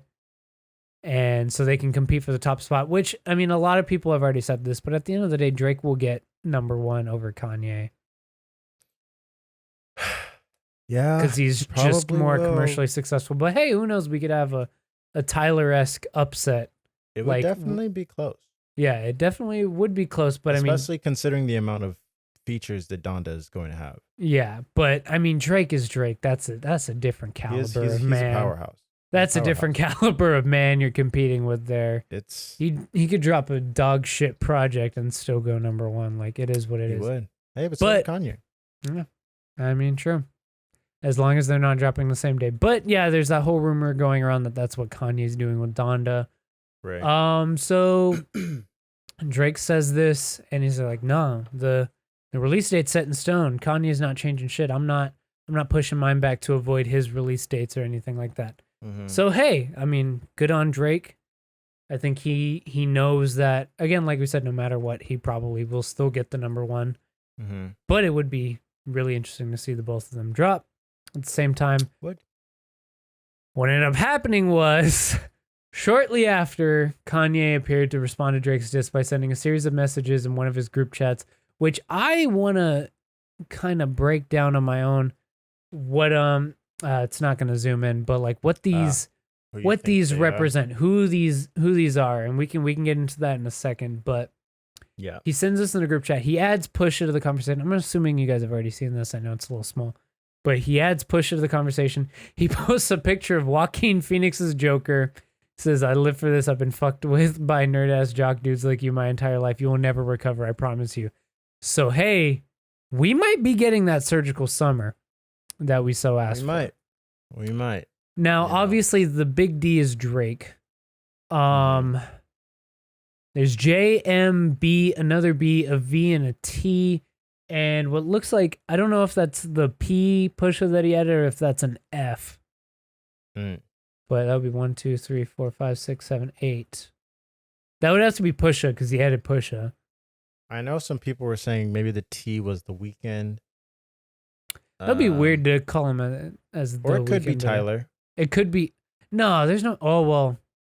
I was like, there's no way Drake and Tyler are in a group chat together, but I forgot Drake did Camp Flogna. So, I Drake did mean, do it could Camp be Flogna. Tyler. Could be Tyler.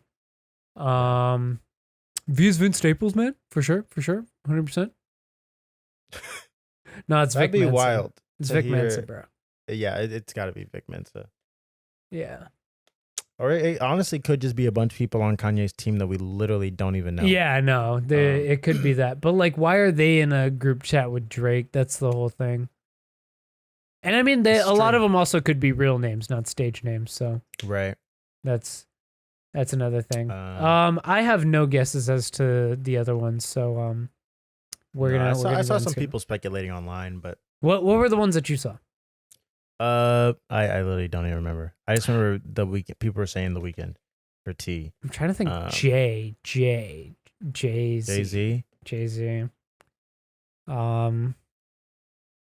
I feel like you wouldn't partake in this though. You know. I mean, but he's already. I mean, if it featured on was Donda. Jay-Z and then one of the B's would be Beyonce most likely. I feel like Beyonce would want no part. She'd be like, "Keep me out of this group chat. I don't want to be in Who this." knows? Who knows? Oh, but wasn't this fucking whole thing about a Rolex, like this wear my green watch, I want you to make Oh, it was diamonds. something about like Virgil Gifted Drake gave Drake something. Yeah. a green Rolex, and then Kanye wanted one. Right. Oh, that's the Um, V. Oh, Virgil, duh. There we go. I'm dumb. We're fucking thinking they're all musicians, right? We're stupid. Anyway, But, I don't want to scroll down any further. I hadn't exactly screened this article all the way, but it got worse after this because on his story, Kanye posted Drake's address, which at the end of the day, yes, I'm well aware it's public knowledge, but that's still not okay. Like doxing it never is and Yeah. never will be okay. Yeah. There's a very big difference between doxing someone and posting someone's public profile. Keep that in mind. So, like, when people Mhm. say racist shit and you post their LinkedIn profile, that's totally okay. I'm okay with that. But posting someone's home address, that's not okay. Not Phone good. numbers, home address, not okay. That's not cool. And Kanye West did that. No matter how Yeah. much it was public knowledge, I mean, he is doing some psychopathic shit right here. Yeah, and I was awake when this happened. So Oh shit. Yeah, it was so was really- I, but like I caught it like after the fact. Like someone had screenshotted. And it was also just getting posted around like no one was blocking it. Like one of the few people I saw that blocked it was fucking Keemstar of all people.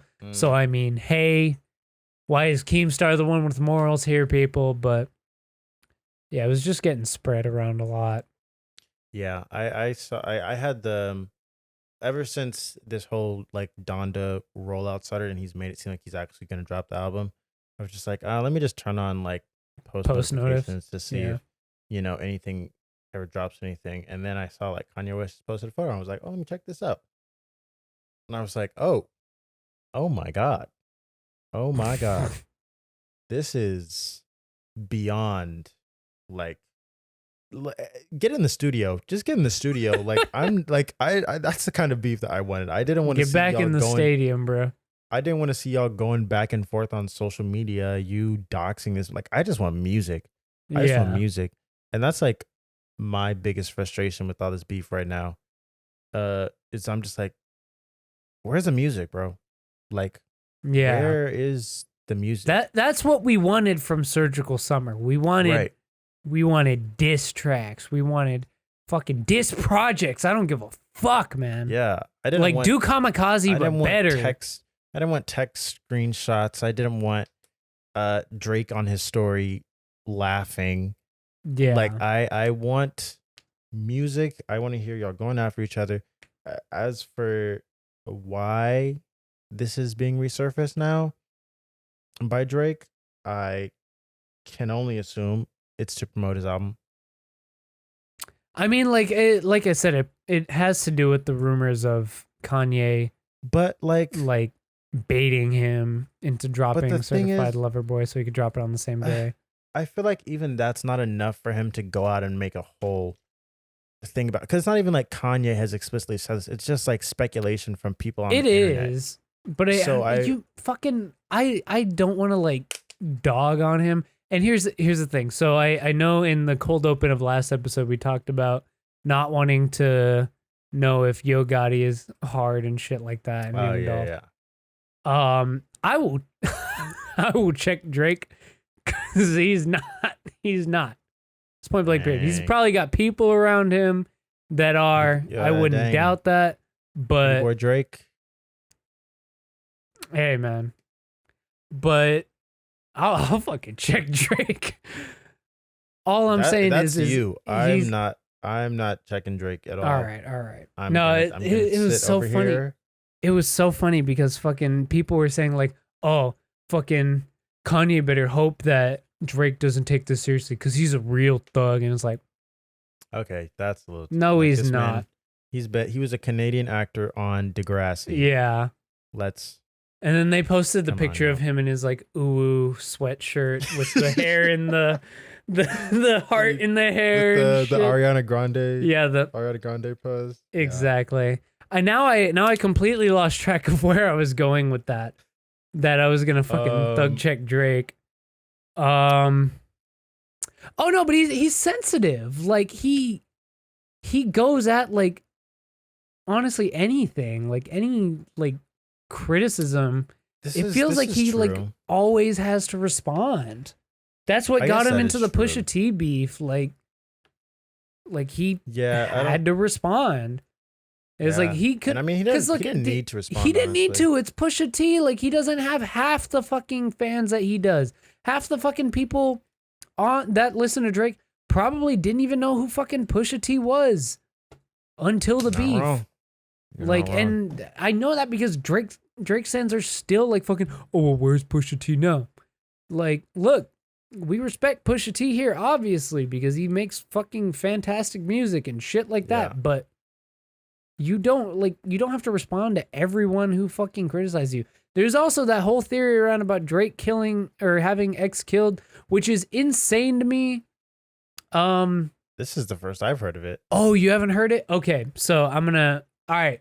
YouTube, this is a conspiracy theory. But I'm just reciting it. I'm doing a Shane Dawson, all right? I'm not promoting this conspiracy theory, all right? I'm just saying what people are thinking. So, essentially, obviously, there was that whole bit where Drake stole the "Look at Me" flow, right? Mm-hmm. You remember that? That's old beef, old news, right? And then X called him out on it. I think within a year after that, X passed, right? And then like they know who the killers are and whatnot.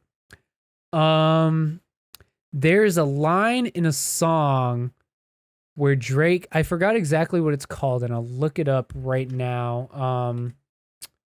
Where Drake says triple X, that's the only time I shoot below the neck because that's where he got shot.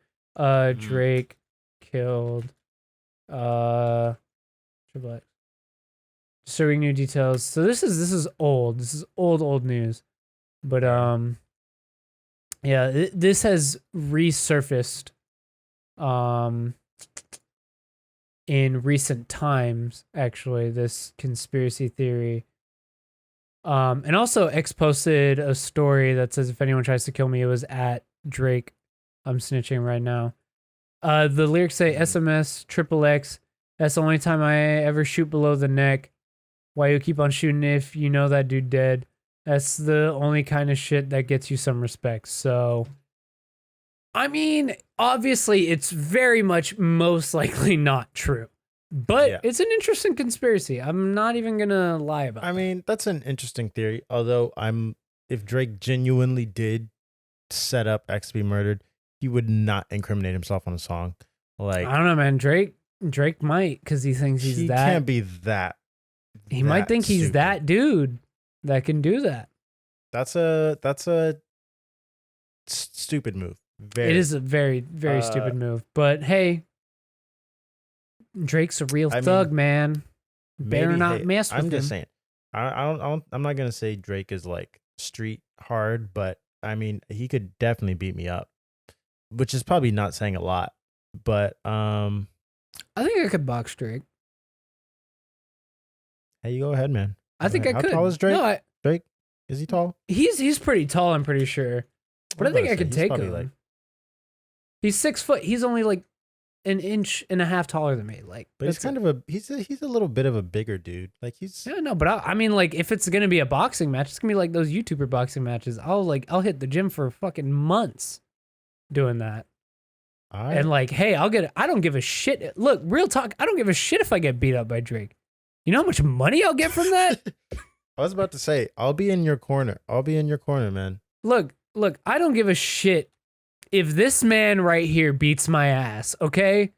I will get money. But if I beat his ass... Get Needle in this picture. I don't give a shit if this man beats my ass. But if I beat his... Here's the thing. I win either way. In this boxing match, I win either way. And that's how a lot of these YouTuber boxing matches are going. The person who's the underdog wins either way. If they beat their ass, wow, holy shit, how'd they do that? If they lose, they just made a shit ton of money. So there you go. I don't give a fuck if Champagne Poppy beats me up, all right? Then we get Needle in the Lens Studios. We will. Bro, I will fucking... We can hire an editor. We're getting everything. Just be like, I fought Drake. No clickbait. Honestly, that would be insane exposure. That would be, dude. Honestly, like, they'll be like, I'll be fucking getting up from being knocked out. They're trying to interview me. Listen to my podcast. You're like bleeding. No. I really do think I could take him. Like, if I hit the gym for a while, I think I could have a good fight. Maybe I think I could do UFC better because, like, you know, leg game. I think that's where I think I could rock him in some UFC, but maybe not boxing. I feel like I'm not as strong up top as I am down below. So, you know, maybe I'll give that. But that is between you. Episode title: Kevin wants to fight Drake. That's between you and the lover boy. All right. Hey, certified lover boy. We could both be some certified lover boys. Me and Drake. All right. Maybe we box. Maybe into your head. Hey, fuck it. I'll do it right now. I just got a haircut. We could get a nice little heart in there. No, but I'm saying, look, start this off as some fake beef, right? All right, Drake, look, if you want to hit your marketing team up, all right, I know you gain nothing from doing this with me, but hey, look. Literally nothing at all. Literally nothing at all, but look, I will 100%, Drake, if you go through with this, I will never talk shit about you on this podcast again. Point blank period. I will be the biggest Drake stan of all fucking time. And I don't care. Heard it here first. So I'm gonna get all of my shit talking out now. Look, we start some fake beef. All right, throw some diss tracks around. All right, gets to the boxing. Oh, you're match, gonna go in the diss. You're bringing diss tracks too. Yeah, you think you can't take him in diss tracks though. Oh yeah, no, I definitely could. Bro.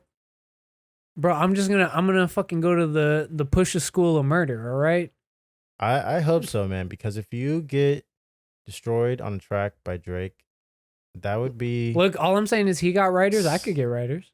It would... I mean, hey, I guess you could. No, but it's a fucking... Like, it would just be a YouTuber diss track. Like, no one's taking it seriously. So, obviously, I could write something on the caliber of fucking Jake Paul's It's Every Day, bro, and get more attention than if I actually did something good. Let's be honest. Anyway, it escalates to a boxing match. We have the boxing match. And then, afterwards... we're like, you know what? Hey, I respect you, man. And then, you know, we become best friends. I get a heart cut into my fucking hair. I'm on certified lover boy. Boom. All right. It could happen. I never talk shit. But since that's not going to happen, I'll continue to talk shit. Drake, you're a bit of a fucking creep. All right. Stop talking to minors. Point blank, period. That's all I'm going to say. Oh, yeah, there is that. But yeah, going back, I don't know why Drake chose to open this back up. Like it wasn't a good like he idea. didn't need to reopen this wound. Like he could have avoided it. Bro, Pusha T exposed your child. Yeah. He exposed your child the last time you went and did this. He must for Drake to open this back up, he has to either really want to be promoting his album, which I do think is part of it. I honestly do think that this is like, he's like, I can get this beef. We can do this. Like, this will be nice to get my name out there, because people aren't necessarily like, Kanye is the name that's in people's mouths right now. That's the album people want right now. Yeah. Certified Lover Boy. Drake kind of took too long. The hype isn't as much there as it was before.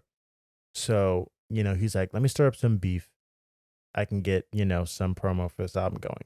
But I mean, the thing is, if you want the promo for your album that bad that you're willing to be destroyed, go for it.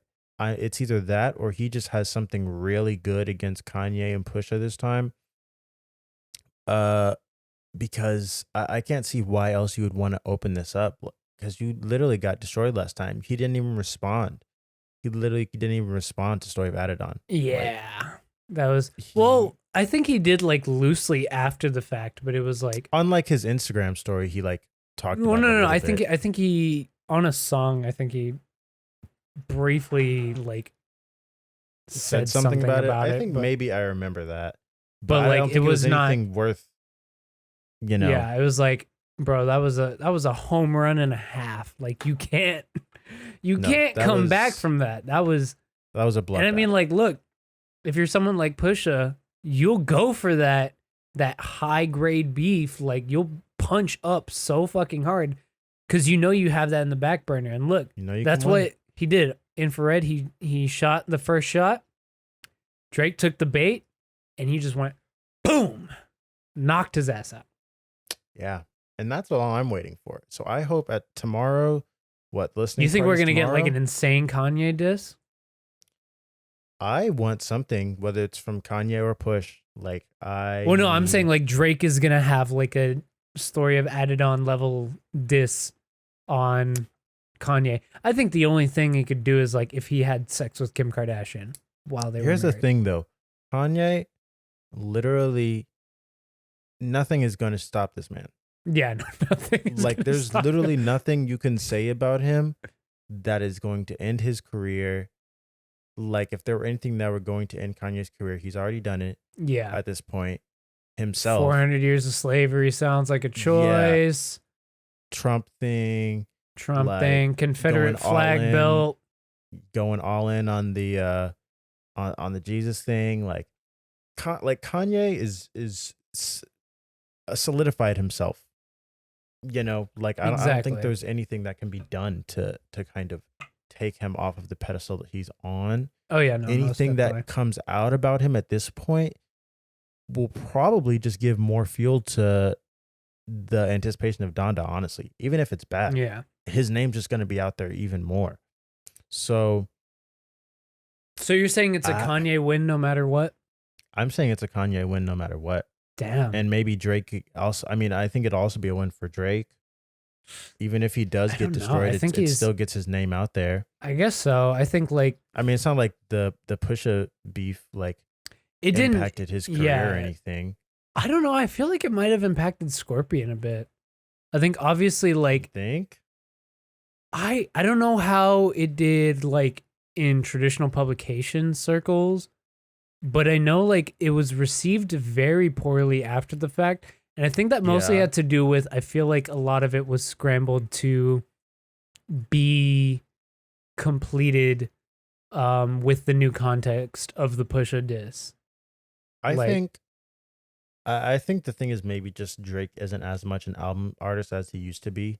He's definitely a singles artist right now. Yeah, no, definitely. So I don't know that like, at least as of recently, I can't say that there's been like a body of work where he's like stood out very Yeah. much. Like maybe probably views to Is like I the know that closest is the thing. closest, yeah, that we've gotten to kind of like a full all around Yeah. album that people kind of have enjoyed. But yeah, I don't know. I think Certified Lover Boy is kind of presenting itself as that in a way. Yeah. But I don't know. I don't originally remember where I was going with that point. But We're doing that a lot tonight, by the way, folks. yeah. I don't know. I don't know why this is being opened back up. I hope that there's something juicy that comes out, a new verse, a new song that's been added to Donda, that we hear at tomorrow's listening party. Yeah, we'll see. Because yeah, that listening party for tomorrow night seems wild. Like I don't know what's going on. Kanye's rebuilding his childhood home in the stadium. Like it's This man is it something else. yeah, there's a lot going on there. So and then did you Yeah. see the Yeezy thing that he had on sale today? No, I didn't see it. It was like this.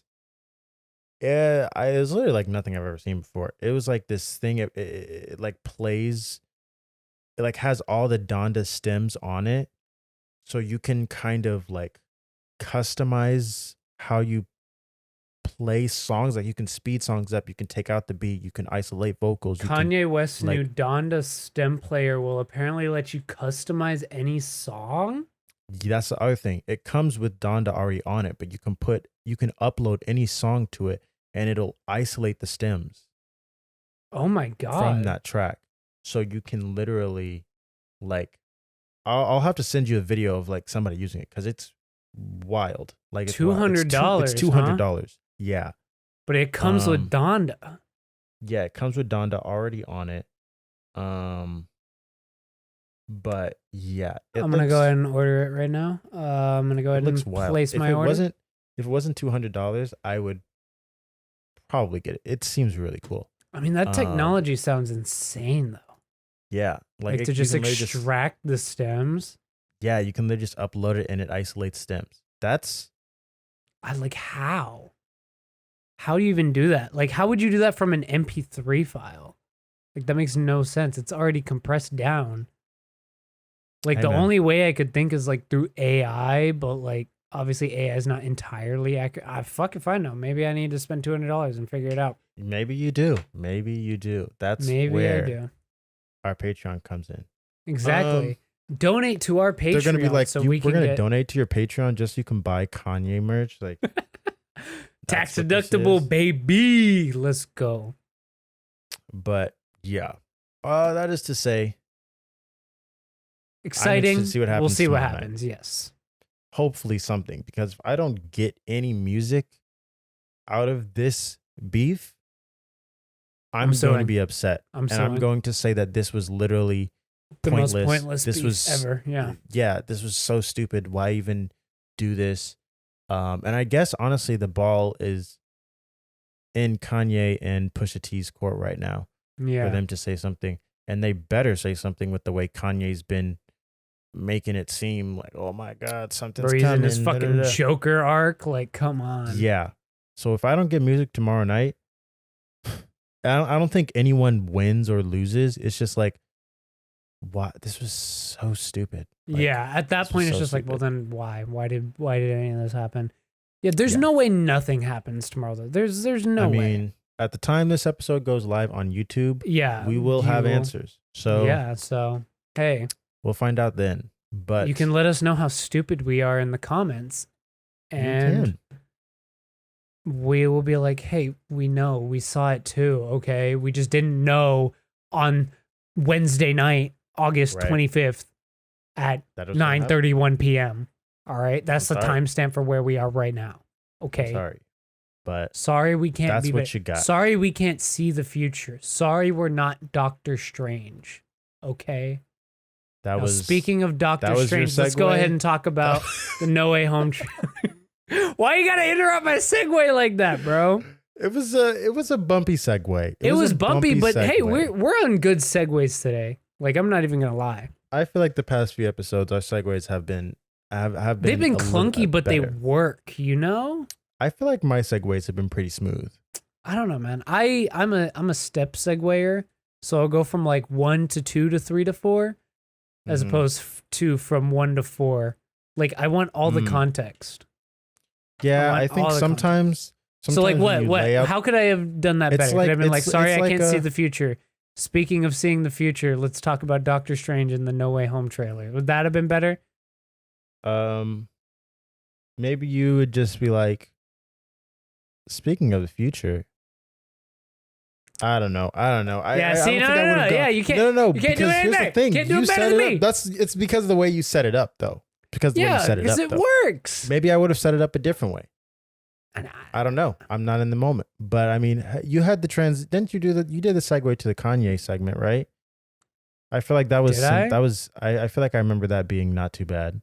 I don't remember. See, now I got to look back in editing and find out. But I think I know I did the segue to the Kendrick one, and that one was beautiful. I wouldn't say beautiful.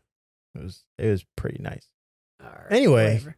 Now that the segue has been completely No Way Home trailer dropped and blown up. No Way Home trailer dropped. We got that. We finally got it after all of the leaks that happened. We finally got the No Way Home trailer. Everyone's been super, super hyped. WandaVision apparently predicted it because the heart was on August 23rd on their calendar in the first episode. And do you think? I don't know. That's a very specific date. I feel like it has enough reason to be like the actual reason, but it also is just like it could purely be coincidence. Because it also, here's the thing: if it would have, I feel like this trailer wouldn't have dropped on the 23rd had the leaks not happened. I was about to say that's because it didn't that's leak the day before. Would that album? Or what a lot of people are saying is that it was a purposeful leak to drum up hype. Like that they purposefully leaked it on purpose. It's possible. Marvel doesn't have leaks like this. Marvel doesn't. Yeah, this doesn't. I mean, this is Sony though. I guess that is true. This is Sony. So like it would be under Sony getting. Yeah, Sony was the company that got hacked. So I was about to say Sony leaks aren't that new. Oh yeah, they're not uncommon. So hey, maybe they. But did. It is still MCU territory. It is. So you would think Kevin would have ripped some ass. After that. I saw the memes. Like, you motherfuckers! I saw the memes. What the fuck? Kevin Feige with like a sniper. He's gonna get y'all. He would not be happy about that. Which I mean, hey, rightfully so. He's cultivating a whole thing. He's got he's trying to protect. So, but hey, but we got the trailer. Exactly, and I'll say almost everyone's wildest dreams were fulfilled in this trailer. Yes. It confirmed some speculation. Yes. So the one thing that is completely confirmed is we got Alfred Molina returning as Doc Ock. Yes. And I think someone said this is specifically the one from the Sam Raimi movies. It's not like a variant or anything. Obviously, when we're dealing with the multiverse, there's variants and shit like that. Right. That brings into a lot of questions.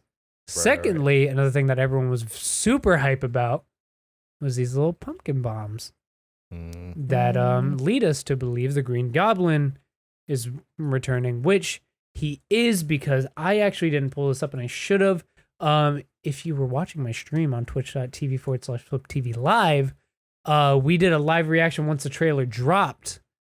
And afterwards, we went ahead and looked at the IMDb page for Spider-Man No Way Home, and we got some decent answers looking at the cast, right? So I'll go ahead and pull this up right now. But obviously Zendaya build number 1, period. See that. R.I.P. Happy, he's gonna die in this movie, and I'm gonna be very sad. But Willem Dafoe is here as Norman Osborn and the Green Goblin. Jamie Foxx is here as Electro. The only thing we obviously don't have completely confirmed, that I will say is the only thing that we're completely uncertain about, that they're super hard keeping under wraps. Are we going to get Toby and Andrew back? Because we have I got it. We have Electro from Amazing Spider-Man 2 he was in, right? Yeah. Or was it? Yeah, it was 2. And then we have Doc Ock. We have the Green Goblin, played by Willem Dafoe. Right. Where's Toby and Andrew, you know? And I'm starting to think a little bit more and more that we may not necessarily see them in such a big capacity. Maybe it might be limited to an end credit scene. Or they could be keeping it super under wraps. I think a complete surprise.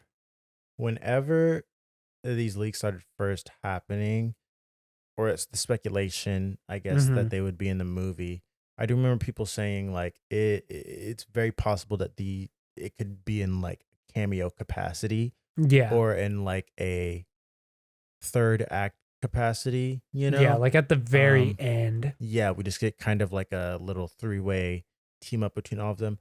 Also, lots of people have speculated that we could get Tobey Maguire, but maybe not Andrew Garfield. Okay.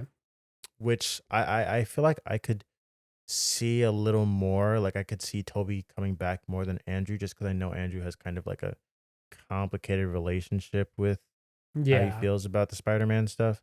But I mean, the thing is, they are putting Electro in the movie. Yeah, so it would make sense that they would. But also, the one thing I will say though is that like in the trailer they changed the lightning to yellow, obviously to be a little more comic accurate. Therefore, it feels like that might be a soft retcon of the original. Could be a variant. It could be a variant also as well. So maybe we don't get Andrew Garfield in it. There have also been a lot of theory. Obviously, Marvel fans are just eating up this trailer and psychoanalyzing it so deeply. So deeply. Yeah. I don't know how many theories you're tapped into, but I've got a couple that I'm semi-tapped into. I normally don't get too wrapped up in to the theory stuff, only because sometimes people's theories are a little bit too close to what it's actually going to be. And then I get upset because I feel like it's been spoiled for me when I go and sit down in the movie. I'm not like as surprised because I've been like, oh, well, I was kind of thinking that would happen. So, oh, well. See, I don't know. I think just being, I mean, obviously I'm a little more chronically online than you are, but I think just being a part of the internet for so long, theorizing about what's going to happen in these big movies has always been like such a fun aspect. And like, obviously when they blow your minds and do something completely different, it's like, well, what the fuck? But there's also a very satisfying element to when you theorize right, or when you subscribe to a theory that is correct. Yeah. So we're like, holy shit. You know, like that's fun. There's a fun aspect to that. So I like that. I think I like it to an extent. Yeah, no, I get that. Because then there are some people, like you were saying, like people like psychoanalyze to like, not psychoanalyze, but just analyze like to crazy extents. Like, I'm like, just like every single frame. Yeah, like there are those people that pause every single frame and they're like, okay, well, actually in Spider-Man issue 92, there was this other thing that you can see in the back. There's a poster on Peter's wall in his bedroom that hints to did it. And I'm like, yo, that's you're doing a little bit too much. But I don't necessarily go into those. I definitely, subscribe to some like deep dive theories, and also a lot of stuff that pulls from the comics, because that's what a lot of the theories are based off of. Right. So I guess like kind of the first one that I want to touch on is obviously the whole Spider-Man One More Day theory deal. So obviously I don't know how familiar you are with that, but in the comics there's an issue called Spider-Man One More Day. I think it got like super retconned because the fans were really unhappy about it. But in that comic, Peter Parker's identity is revealed, and because of it, I think Kingpin sends someone to try to assassinate Peter, and then Aunt May gets shot. Right. Instead. So essentially he's like, oh shit, people around me are in danger. We're looking at this trailer, it's very much pulling from it. Obviously, we can tell. And he goes to a bunch of people to try to be like, oh, well, how can I make it to where like no one remembers who I am? He does go to Doctor Strange in that comic, I believe, but Doctor Strange actually denies him. He ends up, I believe, talking to this little girl who says that she knows someone who can help him. And it's Satan, Mephisto. So yeah, all you WandaVision Mephisto theorists, get your rocks off because we're getting ready for it. Yeah, no. And like again, I still don't think, and there was someone who said like the MCU will never do Mephisto because like the Chinese market would not be happy with Satan being in the MCU. Yeah. Also, Satan in the MCU implies that Jesus will be in the MCU. Oh, it's the whole thing. Hey, we're going to church. Take me to church. But anyway, he makes a deal with the devil, literally, where he exchanges his marriage with MJ for everyone forgetting who he is. And obviously, when you make a deal with the devil, it's not good. What ends up happening is the little girl was the daughter that they were supposed to have. So a lot of theories are going around that either Doctor Strange is a shape-shifted Mephisto or he's being controlled by Mephisto because he's supposedly acting out of character in the film. Now, I can... Which I do agree with that. I don't know, because he's still, like, I don't know. The main thing is that Doctor Strange has always been an arrogant asshole. And obviously, like, the main reason why I think that people are saying that he's out of character is how he was in Infinity War and Endgame, where he's been very protective of, the timeline and the time stone and shit like that. But at the end of the day, he's still an arrogant asshole up to the challenge. So, I mean, again, I'm not really that subscribed to the Mephisto theory, but I mean, I will say, like, if you take the context from Endgame, yeah, maybe he's acting a little bit different. Yeah, I do think he's acting different, definitely, because I feel like he kind of in a way knows when he's doing this, what's going to happen. Like he knows it's going to go wrong. I feel like he knows that. So you think he's possessed? When he's doing it. I mean, hey, who knows? Who knows? But when Wong is leaving, he's like telling him like, this is not a good idea. And also, I feel like just generally. But he did that in the first movie. Literally, Wong told him, "Hey, don't do this," and he did it. But he's seen so much since then. Like he's seen so much. It still feels like he's the same person. I feel like he acts deep down, maybe. But in terms of like world-bending, cataclysmic events, he's kind of now, been shown that he kind of cares about that and is not just gonna go and let the world fold in on itself. When Thanos is ready to end it. So I would assume he's not going to let the world fold in on itself when Peter wants to make a terrible decision. So I don't know. I just feel like he's got a track record for not wanting the world to go wild. I don't know. I don't know. It seems it's plausible. It's definitely plausible, but I'm not gonna necessarily subscribe to that one too hard. All right. Okay. Next theory. I only have 3 that I really thought were interesting that I want to touch on. I didn't know if you had any, but okay. And then we can give our thoughts on the trailer in general and or how we're feeling about the movie. But next theory, nice little quickie. When Doc Ock says hello, Peter, the theory is that he's not saying it to Tom Holland, he's saying it to Toby, which makes sense. Because if he just came to the universe, he sees fucking Tom Holland, Peter Parker, he's like, I don't know who the fuck this kid is, right? See, the only thing is I don't know how much I subscribe to that theory, only because I mean, he could still see a kid in a Spider-Man suit. You know. Yeah, but a kid in a Spider-Man suit doesn't mean it's Peter. Gwen had a Spider-Man suit. Miles had a Spider-Man suit. You know, you can't necessarily think that. But then the thing that really seals it that I saw a video on TikTok about was that the way that, and obviously these shots may not be directly after one another, but the shot of Alfred Molina is a close-up shot or like a medium close-up, right? And then the shot of Tom Holland as he goes into the pose and then the Iron Spider suit comes on him, or the nanotech suit, forms onto him. Yeah. It's weird because it's a wider shot. So like kind of the logical not logical conclusion, the logical afterthought of Alfred Molina in a close-up, you would kind of go to the person he's looking at in a close-up.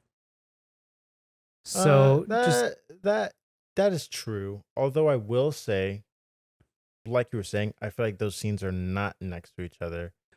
Like don't happen next to each other in context. It could be a debate. I think that it's possible that, I mean, I'm sure it's possible. There's a lot of fake stuff that they put in this trailer. Oh yeah, no, absolutely. Marvel's known for putting fake shit in the trailers.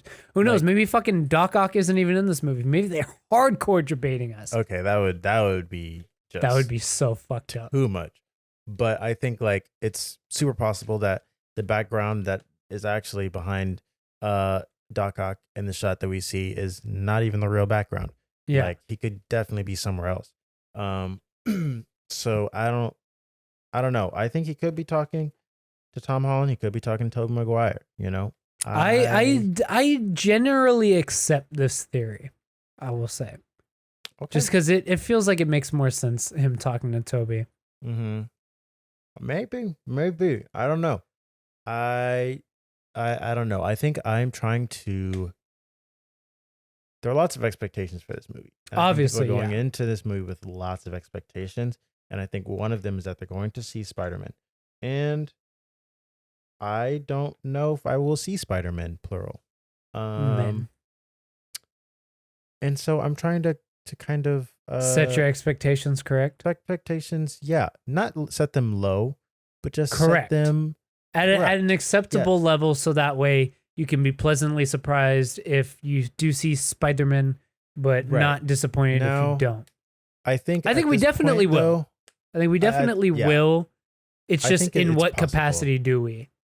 Right. I just think like at this point it's inevitable. Like the idea of seeing them together in a movie has been put in my head now that I can't unsee it. So essentially, if they're not in the movie in any capacity, I am going to be disappointed. Of course, but yeah. I won't be as disappointed as the people that convinced themselves that they would be in the movie. There's a fine line I'm tiptoeing here. Yeah. A friend of mine had said that if Toby is in the movie as Spider-Man specifically, not as a cameo, right, that he will run 150 miles a month. Did they just want to start running? I don't know. I think he said it was a deal he made with his dietitian or something.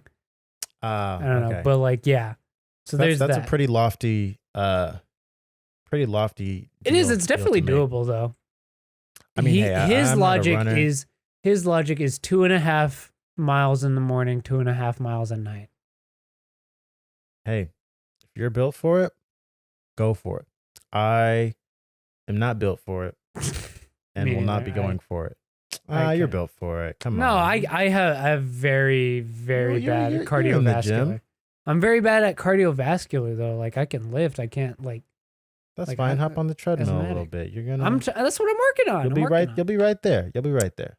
Anyway, this actually does play a little bit into the final theory that I want to mention. Not a lot. I've only heard this once. One person has said that in this movie, Ned's gonna be the Hobgoblin. Interesting. Interesting. And there's a couple of different reasons why. Obviously, there's comic precedent. He was right. the Hobgoblin at one point in the comics. And Mhm. two, in kind of the lead up to this movie, it was announced that he lost 100 pounds for this role. The actor. I noticed he lost weight, but I didn't know that he did it for the movie. I maybe not necessarily for the role, but he did lose weight, like 100 pounds. And from the shots we see of him in the trailer, he's still a big guy. So now it raises into question: are we going to see him in a different aspect? Is he going to be the Hobgoblin? Is he going to be controlled by Norman Osborn in this case? Which, it would make a lot of sense. I'm not necessarily subscribed to this one as much. I don't want it to happen. I really don't want it to happen. Love Ned. Here's my thing. This movie's got a lot of dip on its chip. It's got, and that was one thing that my friend and I were talking about, that I feel like this movie is going to lose a lot of the charm that the first two had, because the first two, while they were still superhero movies, at their core, they were still coming of age high school movies. This one feels too epic in scale to still have that charm to it. Like, shit, we barely saw him in school in the trailer. To be fair, we didn't see him in school in Far From Home, but it was a school vacation. So, yeah. I feel like we are going to lose a lot of that charm and heart that the first two had. But it's still exciting. Definitely. It's interesting because we've never seen like a Spider-Man movie on like have to deal with something of the scale that this movie's dealing with, right? Yeah. Like, all the Spider-Man trilogies were pretty like low self-contained. level. Like kind of low level stuff, and it's like we're doing Green Goblin, we're doing a Doc Ock, we're doing Venom. Eventually build up to a Sinister Six, but never quite get to that point. And I think like with this being in the MCU, I think Spider-Man was always going to have kind of a little bit more on his plate, only because the MCU is so committed massive, it's so massive and committed to setting up larger things. And I think I would have personally enjoyed to see another smaller story from Spider-Man rather than them going in this, huge direction. I think that as a Spider-Man, Tom Holland still has a long way to go before he's ready to deal with something like this. And I also just think maybe this was you I was talking to this about, or maybe it was somebody else, but just that like he hasn't had he hasn't gotten to be alone and deal with something alone in his own movie. Like there's always been somebody with him. So it's either been him and Iron Man, or it's been him and Nick Fury, or him and Mysterio, and now it's him and Doctor Strange. We've never gotten to see like Peter deal with something kind of on his own. And that's not to say the movies are bad because of it, but it's definitely a very different type of Spider-Man story than we've seen from the other 5 movies, which I kind of miss a little bit. This feels huge, and I don't know if this is the direction I would have gone in. I'm like super excited for it, but I think I just kind of I want to see Peter kind of do some stuff that's a little bit closer to the ground on his own before we kind of branched out into these bigger stories. And now I feel like now that we've gone this big, you can't kind of go back down to exactly. You can't scale it back down necessarily. And it's really tough. It's a tough call to make because obviously they want to build up into future phases of the MCU. Right. And it's like, okay, I definitely do think that this was something that should have happened. I mean, this is something that didn't even necessarily have to happen with Doctor Strange. And honestly, kind of one of my gripes with how they're handling the multiverse right now is it's starting to feel like who actually opened up the multiverse? Like, come on, we know it was fucking Loki. Like, that was the one that makes the most logical sense. Like, Right. sure, Wanda could tap into the multiverse, but I mean, obviously she's a Nexus being, whatever, that's a whole thing. But Right. I don't think she's the one that opened it up. I think that the timeline split off and that she had tapped into it. Mm-hmm. I also, like, just personally don't think that a simple spell to make people forget that Peter Parker is Spider-Man is something, and no matter how fucking obnoxious Tom Holland was being in that scene, bothering him, like, hey dad, can you do it a different way? Can you make my pancakes with chocolate? Like, I will say the reasoning for all this going on is just like Tom Holland just talking too much is kind of it's kind of like dumb. that's kind of stupid. Yeah. Yeah. It is. I was like, that's Like, that's what broke the multiverse. Okay. All right. Because Yeah. like, I'm sorry, but Loki built up such a large scale cataclysmic event that Right. fucked everything up for the MCU going forward. And it's like, okay, like, did we really have to go down this route of making it seem like Doctor Strange and Spider-Man broke it also Yeah. at the same time? Like, Because he wanted Zendaya to yeah, he was still Spider-Man. yeah. Which just be like, hey, when she forgets, just tell her maybe. Again. Yeah, just be like, hey, so I'm gonna keep it real with you. Had to erase your memory because we had to erase everyone's memory that I'm Spider-Man. Because it was putting people in danger. So I'm Spider-Man. Yeah. Can we still bang? I understand where Peter's coming from in a way, because it's like, okay, not only is she gonna forget I'm Spider-Man, she's gonna forget all of the experiences that we had post her knowing that I became Spider-Man. It was like And maybe a month though, probably. But I right? don't know how much time has 'Cause the passed. movie- It does seem like they're a lot closer now in this trailer. I guess like, so, but like Zendaya's the movie a ride or feels like die. it. The movie feels like it starts right after the It events definitely of Far From does. Home. So it's like, do we get like a month, 2 months? Like, how much time do we It's probably get? not a whole lot of time. Probably not a Exactly. whole lot of time, because it does seem like it's starting pretty soon after the events of Yeah. Far From Home. I think So- personally, the way that it could have been executed to make it a little more cohesive that Loki is the reason for the multiverse opening up is you have these kind of take place around the same time. You just have like a regular whole deal with him dealing with fucking what's it called? With the world knowing that he's Peter Parker, right? Mhm. So basically everyone knows he has J. Jonah Jameson's podcast coming after him. There's people protesting and he's dealing with that. Then you have a solo issue for him to deal with. But also at the same time, you could still have that large scale threat because the multiverse just opened up. And what ends up happening is, you know, I forgot who said this. I think someone else mentioned this, that the idea is that, let's say that in these realities that these villains come from, these are variant realities in which they successfully killed Peter Parker. And then they realize, oh, the multiverse has opened up. Let's fucking kill every fucking Peter Parker. Which is And then he's like, he's already Logical. dealing with, oh shit, I'm already dealing with the world is coming after me and they don't like me because I killed Mysterio, supposedly. And Right. then, but now I have these interdimensional supervillains that want to kill me as well. I don't even fucking know these guys. don't. You know, and then you could still bring in Toby and Andrew, who come from alternate timelines, to be like, gotta help. We're gonna help. So these would be different Toby and Andrews than the ones that we met in their movie. No, these would be the same ones. The ones that Oh, I the thought you villains said they would would be. already No, been- the villains would be variants.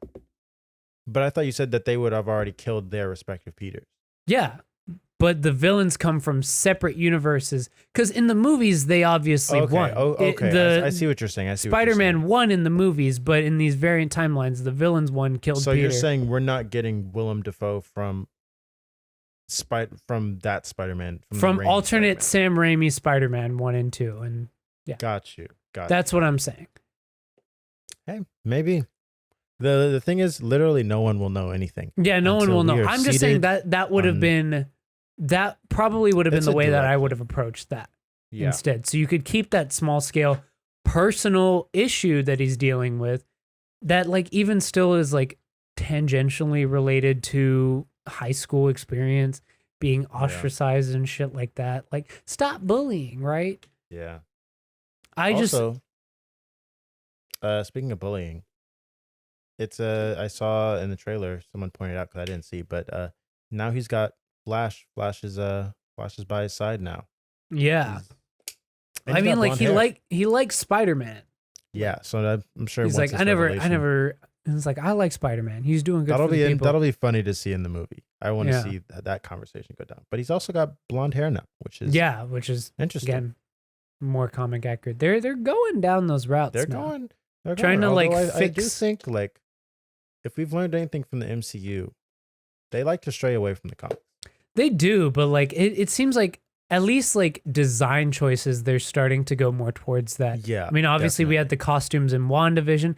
I think Mhm. it's more so just pushing for fan service now Right. for comic fans. can I don't see think that. it's necessarily that they're making a ton of executive decisions to specifically do that for any particular reason. I get you. But I mean, we'll see. December 17th. It hasn't been pushed back, so woo woo. Yet. Fuck you. I just say Did that. you see that article about how they were like waiting to see how Shang-Chi performed to make a decision on Eternals? Ah. No, they're really throwing Shang-Chi into the fire here, man. Yeah, Like, it sucks. Go see Shang-Chi. It comes out next week, guys.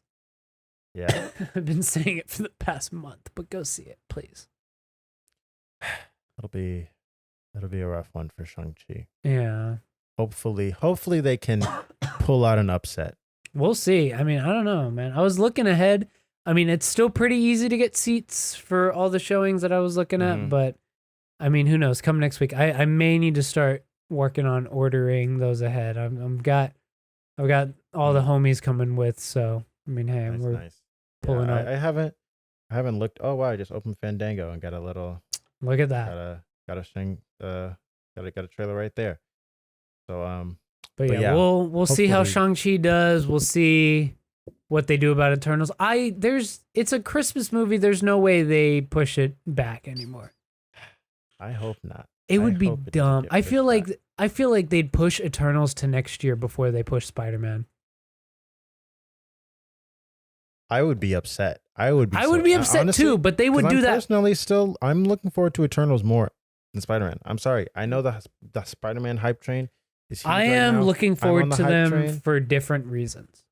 I am also, but I just think I am really excited, and it's been nice to see lots of other people super excited about Eternals too, which I Yeah. did not entirely expect. But that trailer, That final trailer definitely brought, I feel, a lot of people into the hype train because, like, yeah, we got a lot of like vague shit prior to this, but Yeah. that Eternals trailer and like brought it home.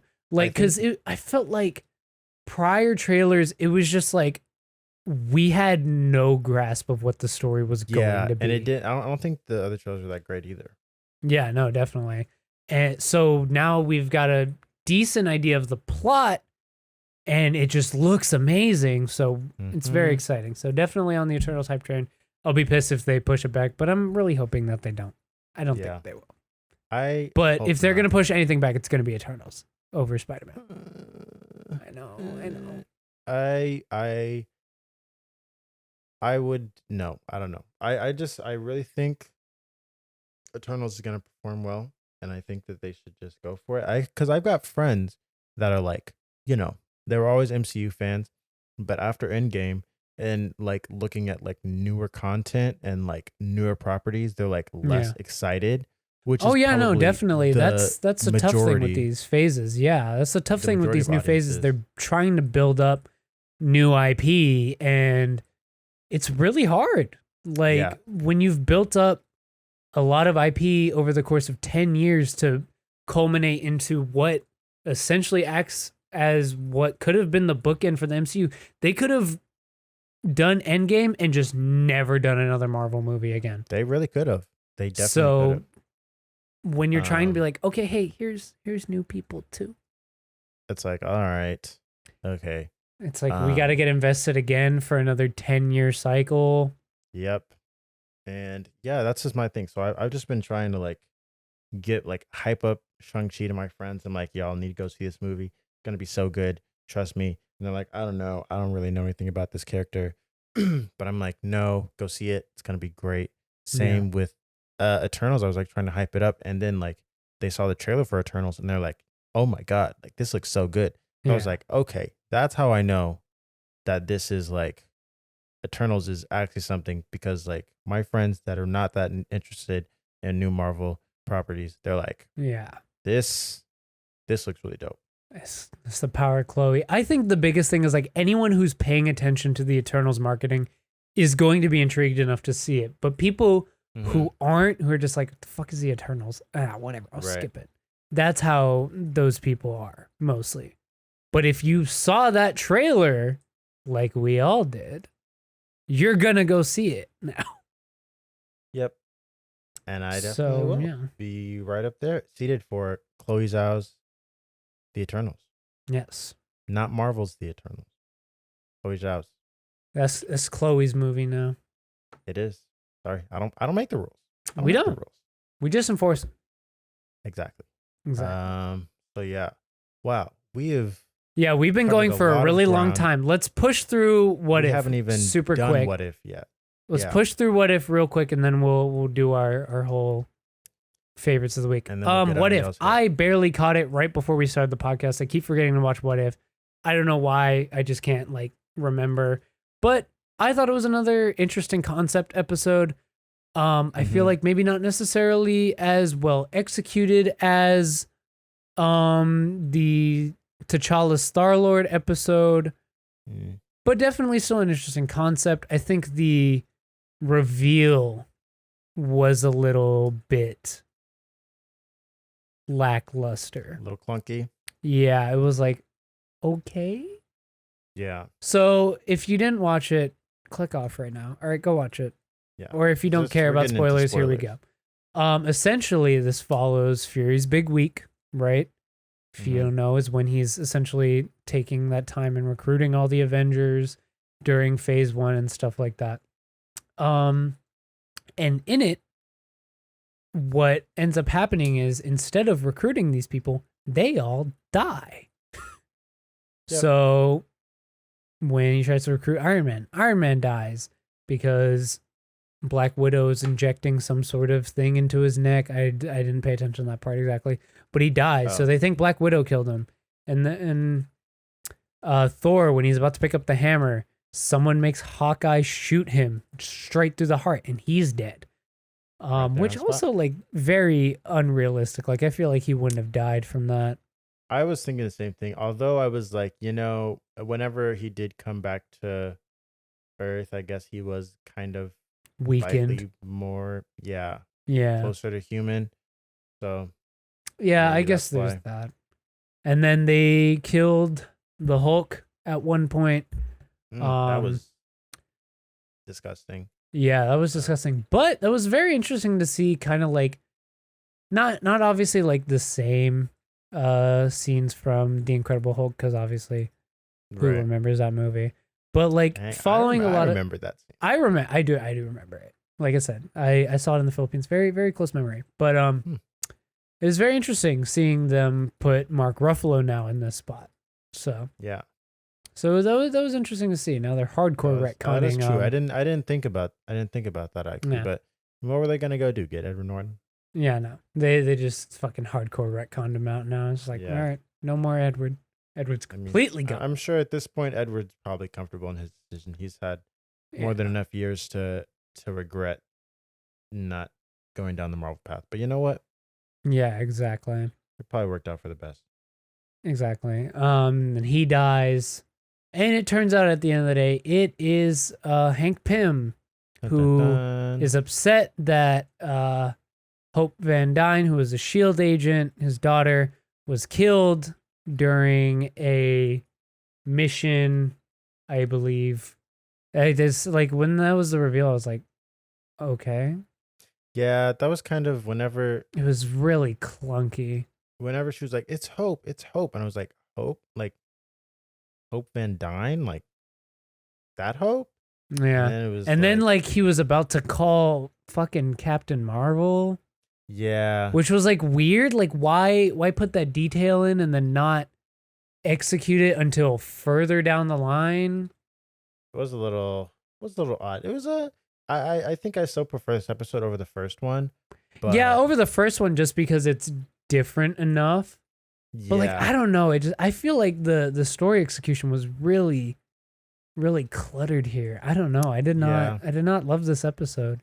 I feel like maybe I would still put the first episode over it just because the structure made some sense, but I can see that. I think I didn't hate this episode or like strongly dislike it, but I think it kept me entertained enough. yeah. When I was watching it, I did think some of the like whenever Tony got killed, like immediately, like it was funny to me. I don't know why. I was like, I was about to start laughing. I was like, he just died. Like Yeah. he just injected him and he died.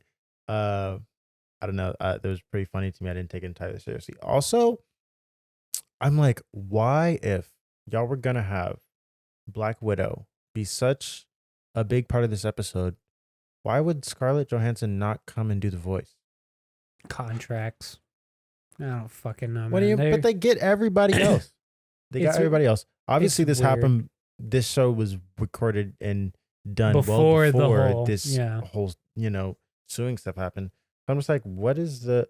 I don't know what it is. What's up with some of these actors? Because I know Dave Bautista said he wasn't even contacted. So there's a thing with Dave Bautista's though, was that the showrunner of What If, I believe, came out and said that they had reached out to his team, but I think his team just did not relay the information to him at all. All right. Well, or they reached out to him, be it through like an agent or his team or whoever, and they didn't relay the information to him. So that was the whole thing. Got you. But yeah, it's weird how some of the, like, Batista is the weirdest one, but I think like was Robert Downey Jr. in this one? I hadn't paid too much attention. He was. That was definitely his voice at the beginning. Okay.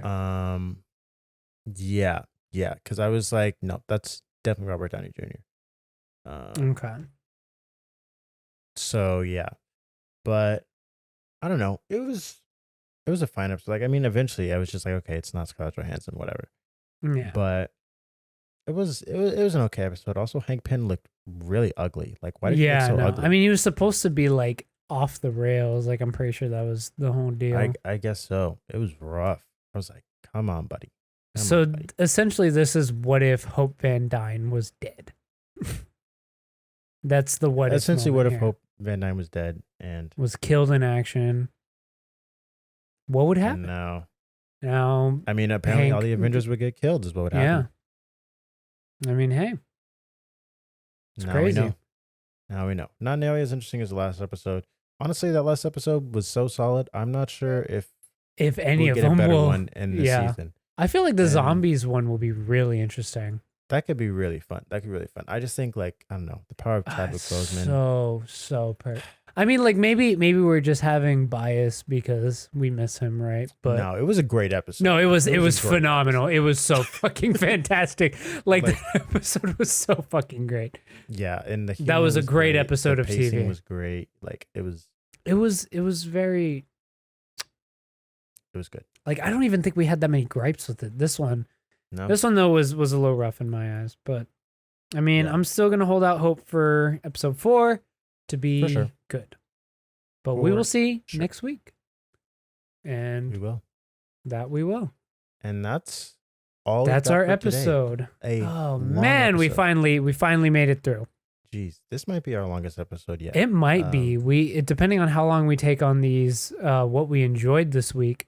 Yeah, I'm gonna try not to dilly-dally. Yeah, I'm going to push through. I'll let you go first because I feel like you always let me go first. Thank you, sir. Let's see here. So I'm gonna start with music as always because I like to just go through my music board. I finally got to the Lingua Ignota record, Sinner Get Ready. Holy shit, what an experience that was. It is terrifying. I thought I was gonna die. I texted Noah that I was on the first track and I was listening to it. I was about to take a turn because I was doing some DoorDash delivery. I was about to take a turn and then this loud ass drum hits. And like it gets like loud and I'm like, oh shit. It feels like I'm in a movie soundtrack and I'm about to die right there. I was so fucking scared. There was no one coming, by the way. Which also, I finally finished my catch-up playlist. I am so proud of myself. I ended up skipping a bunch of them because I'm like, I just genuinely do not care about these. But right. American Cheese, DJ Muggs, and who's the actual guy? Because like Music Board only shows the first artist. I got you. Cheese. Oh, Hologram, pretty solid as well. Story of Hugo by Johnny, also pretty solid. Baba Black Sheep did end up getting to as well. Nice. Pretty solid. I feel like I maybe didn't necessarily love it that much, but it was definitely nice. And good to hear an MF Doom verse on there too. Yeah. That Cleo Soul record, Mother. I was the one who added it to Music Board because it wasn't on there originally. I just want y'all to give me my fucking credit, okay? A lot of people finally Music Board. Should I reply to this person because it says finally Music Board? I've been searching for this album every day. Should I be like, hey, I'm the one who contributed it. Love me. Should I do it? Maybe. Should I be like, there are like people have actually gone and done it now. Look at that. You did something. Had to contribute it. Glad I could help. I'm just gonna say that. Yeah. Seems like people on Music Board are liking this one. Yeah, no, it was nice. And I contributed it. I fucking right here, right now. I will show proof. Contribution Center. My contributions right here. Right here. It says it right here. Mother, Cleo Soul. I contributed that shit, all right? That was Kevin. Also, you did Godly the Ruler. This is so wild. Godly the Ruler wasn't on there already? I contributed that one as well. Huh. I thought I had logged that, but I guess I didn't. Yeah, I know. There are only 2 ratings. What? Someone rated this album a 2? Damn. That's crazy. I need them to drop their Yeah, I know. But that one was really solid as well. This project by Ginger Root, this EP, City Slicker, is so smooth. Okay. It is so good. All right. Like, I don't even know what to call it. Like, I can't even really even describe what genre this is. It says alternative, but like, it's kind of like, it reminds me, and I'm not that familiar, so I'm going to sound really stupid and ignorant when I say this, but it reminds me kind of like Japanese city pop, you know? Like, I don't know how familiar you are with that, but like, that's not kind of the vibe that I'm getting. It is so smooth and so good. Oh my God. That is definitely, aside from maybe the Lingua Ignota album, as definitely my favorite project that I listened to this week. Definitely my favorite release of this past week. Loved it. As far as watched, I've been super behind on watching anything, but I've been catching up on Res Dogs. Nice. I haven't seen the most recent episode. Very good show. I don't think I've seen the most recent episode either. I'm either 1 or 2 episodes behind. I'm not sure. But gotcha. Very, very, very, very good show. And support it because it has actual indigenous people working on it and working in it. So definitely super duper solid. I don't think I've watched anything else. I'm watching a lot of YouTube lately, I guess. Hey, I also do the same in my free time. So hey. I'm kind of like the opposite of you. Because I feel like I've like been slacking off on music. Yeah, no, you were telling me. He was saying that he doesn't want to listen to new music because he wants experiences to be tied to them, and he feels sad about just going to work and going home every day. It is sad. I don't know. I just don't feel like as motivated to like listen to new music. I don't know. I don't get like when it's like a new music Thursday. I'm just, like I used to be like, all right, 11 o'clock. Here we go. I'm going to tap into all these albums. Also, maybe there's just not a whole lot of. I haven't been. It's been a little bit of a died down release bit. I will say though, all like September, the people that are going to be dropping in September. Oh yeah, it looks like I'm going to be eating. Yeah, I'm trying to think who's dropping. We're getting like Little Sims finally first week in September. Finally, Neo is dropping then too. I don't know how tapped in you are to her. Oh really? Yeah, she's dropping. I'm definitely going to tap into that. We're getting James Blake. Ooh. We're also getting Lil Nas X. Montero's coming out? Saw on Apple Music. Yeah, it just popped up as September 17th. Nice. So we'll be getting that. I know there's some other people that I'm forgetting right now, but no, yeah, September's looking. It's looking good. It's looking nice. Looking good. Real nice. Looking real nice. Particularly for Little Sims because come on, we've been waiting since like March. Too long. God. But let me go ahead and hop into my favorites of the week. Can't say there are a whole bunch on the music front. New couple tracks from Remy Wolf I liked. Particularly Quiet on Set. I thought that was solid. Also the new single from James Blake. Really solid. I forgot to mention that. I didn't look at singles, but wow, that is such a fantastic song. Yeah, it is really good. Also, of course, like you said, Nucleo Soul record I thought was beautiful. And this new track from Dua Saleh, called Dashery. Very, very good. They're going to be in the new season of Sex Education also. Nice. So you can check them out there. And I'm going to buy one of their vinyl. I'm going to buy the vinyl for their EP. I've been wanting it. And I'm just going to I haven't bought me a vinyl in a while. And I'd rather have that than pay ungodly amounts for Bully James and Alchemist. I'm sorry. No, it's not happening. Dude, the fucking blue is $100. I saw. And I'm just like, what the fuck?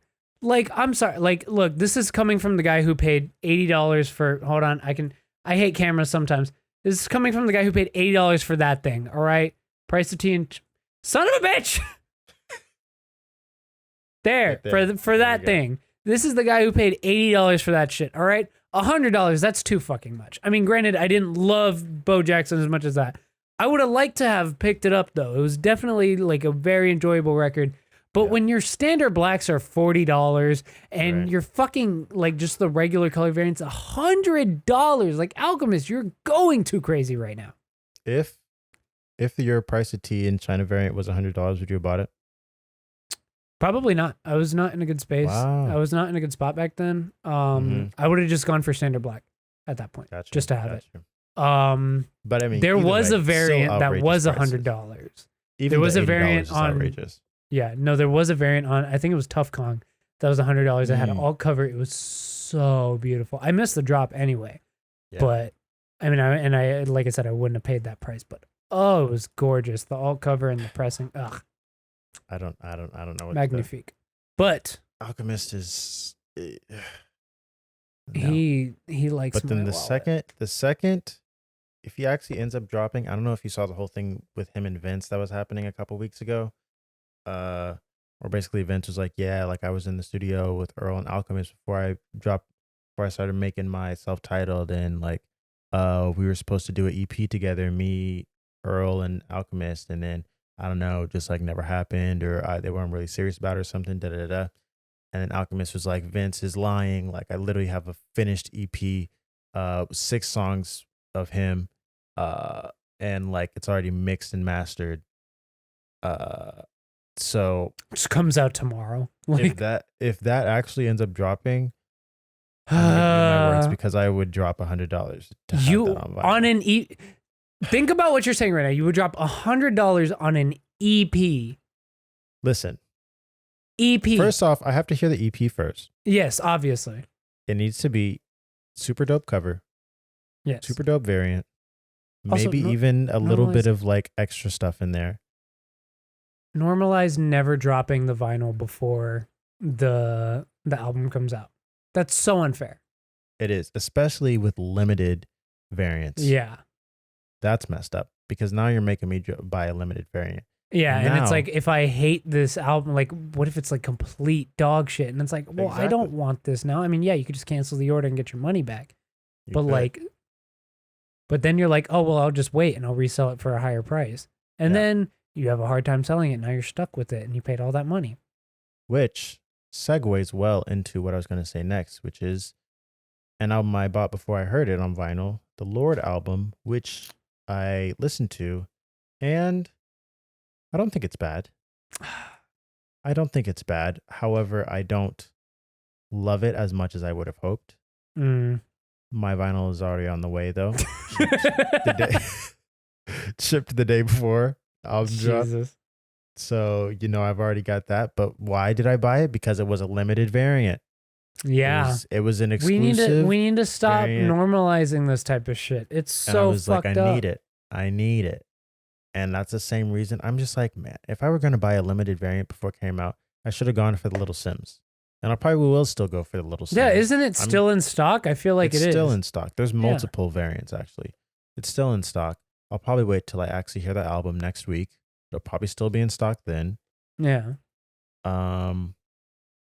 But yeah, no more limited drops. But yeah, the Lord album, not blowing me away right now. Yeah. Off first listen, especially in comparison to some of her other two records. I think like on those albums, I like listened to and immediately like heard songs that I was like, oh my gosh, like this is amazing. And I can't say that I necessarily had any moments like that with this one, which is unfortunate because I really did want to like it. It's just a very different vibe.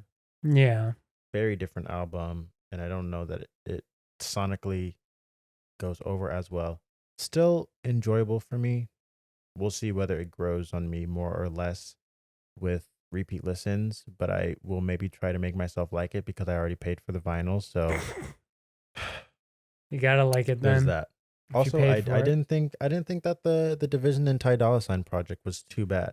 It wasn't Yeah, great or it anything, definitely but I mean, wasn't it was- too bad, but like There were some good tracks on there. I was for like, what the two of them do, like I mean, like Right. it's pretty on par from what I expected from the two of them. Exactly. So, there's that, and then what I watched this week, I started watching the show Nine Perfect Strangers, which is on Hulu.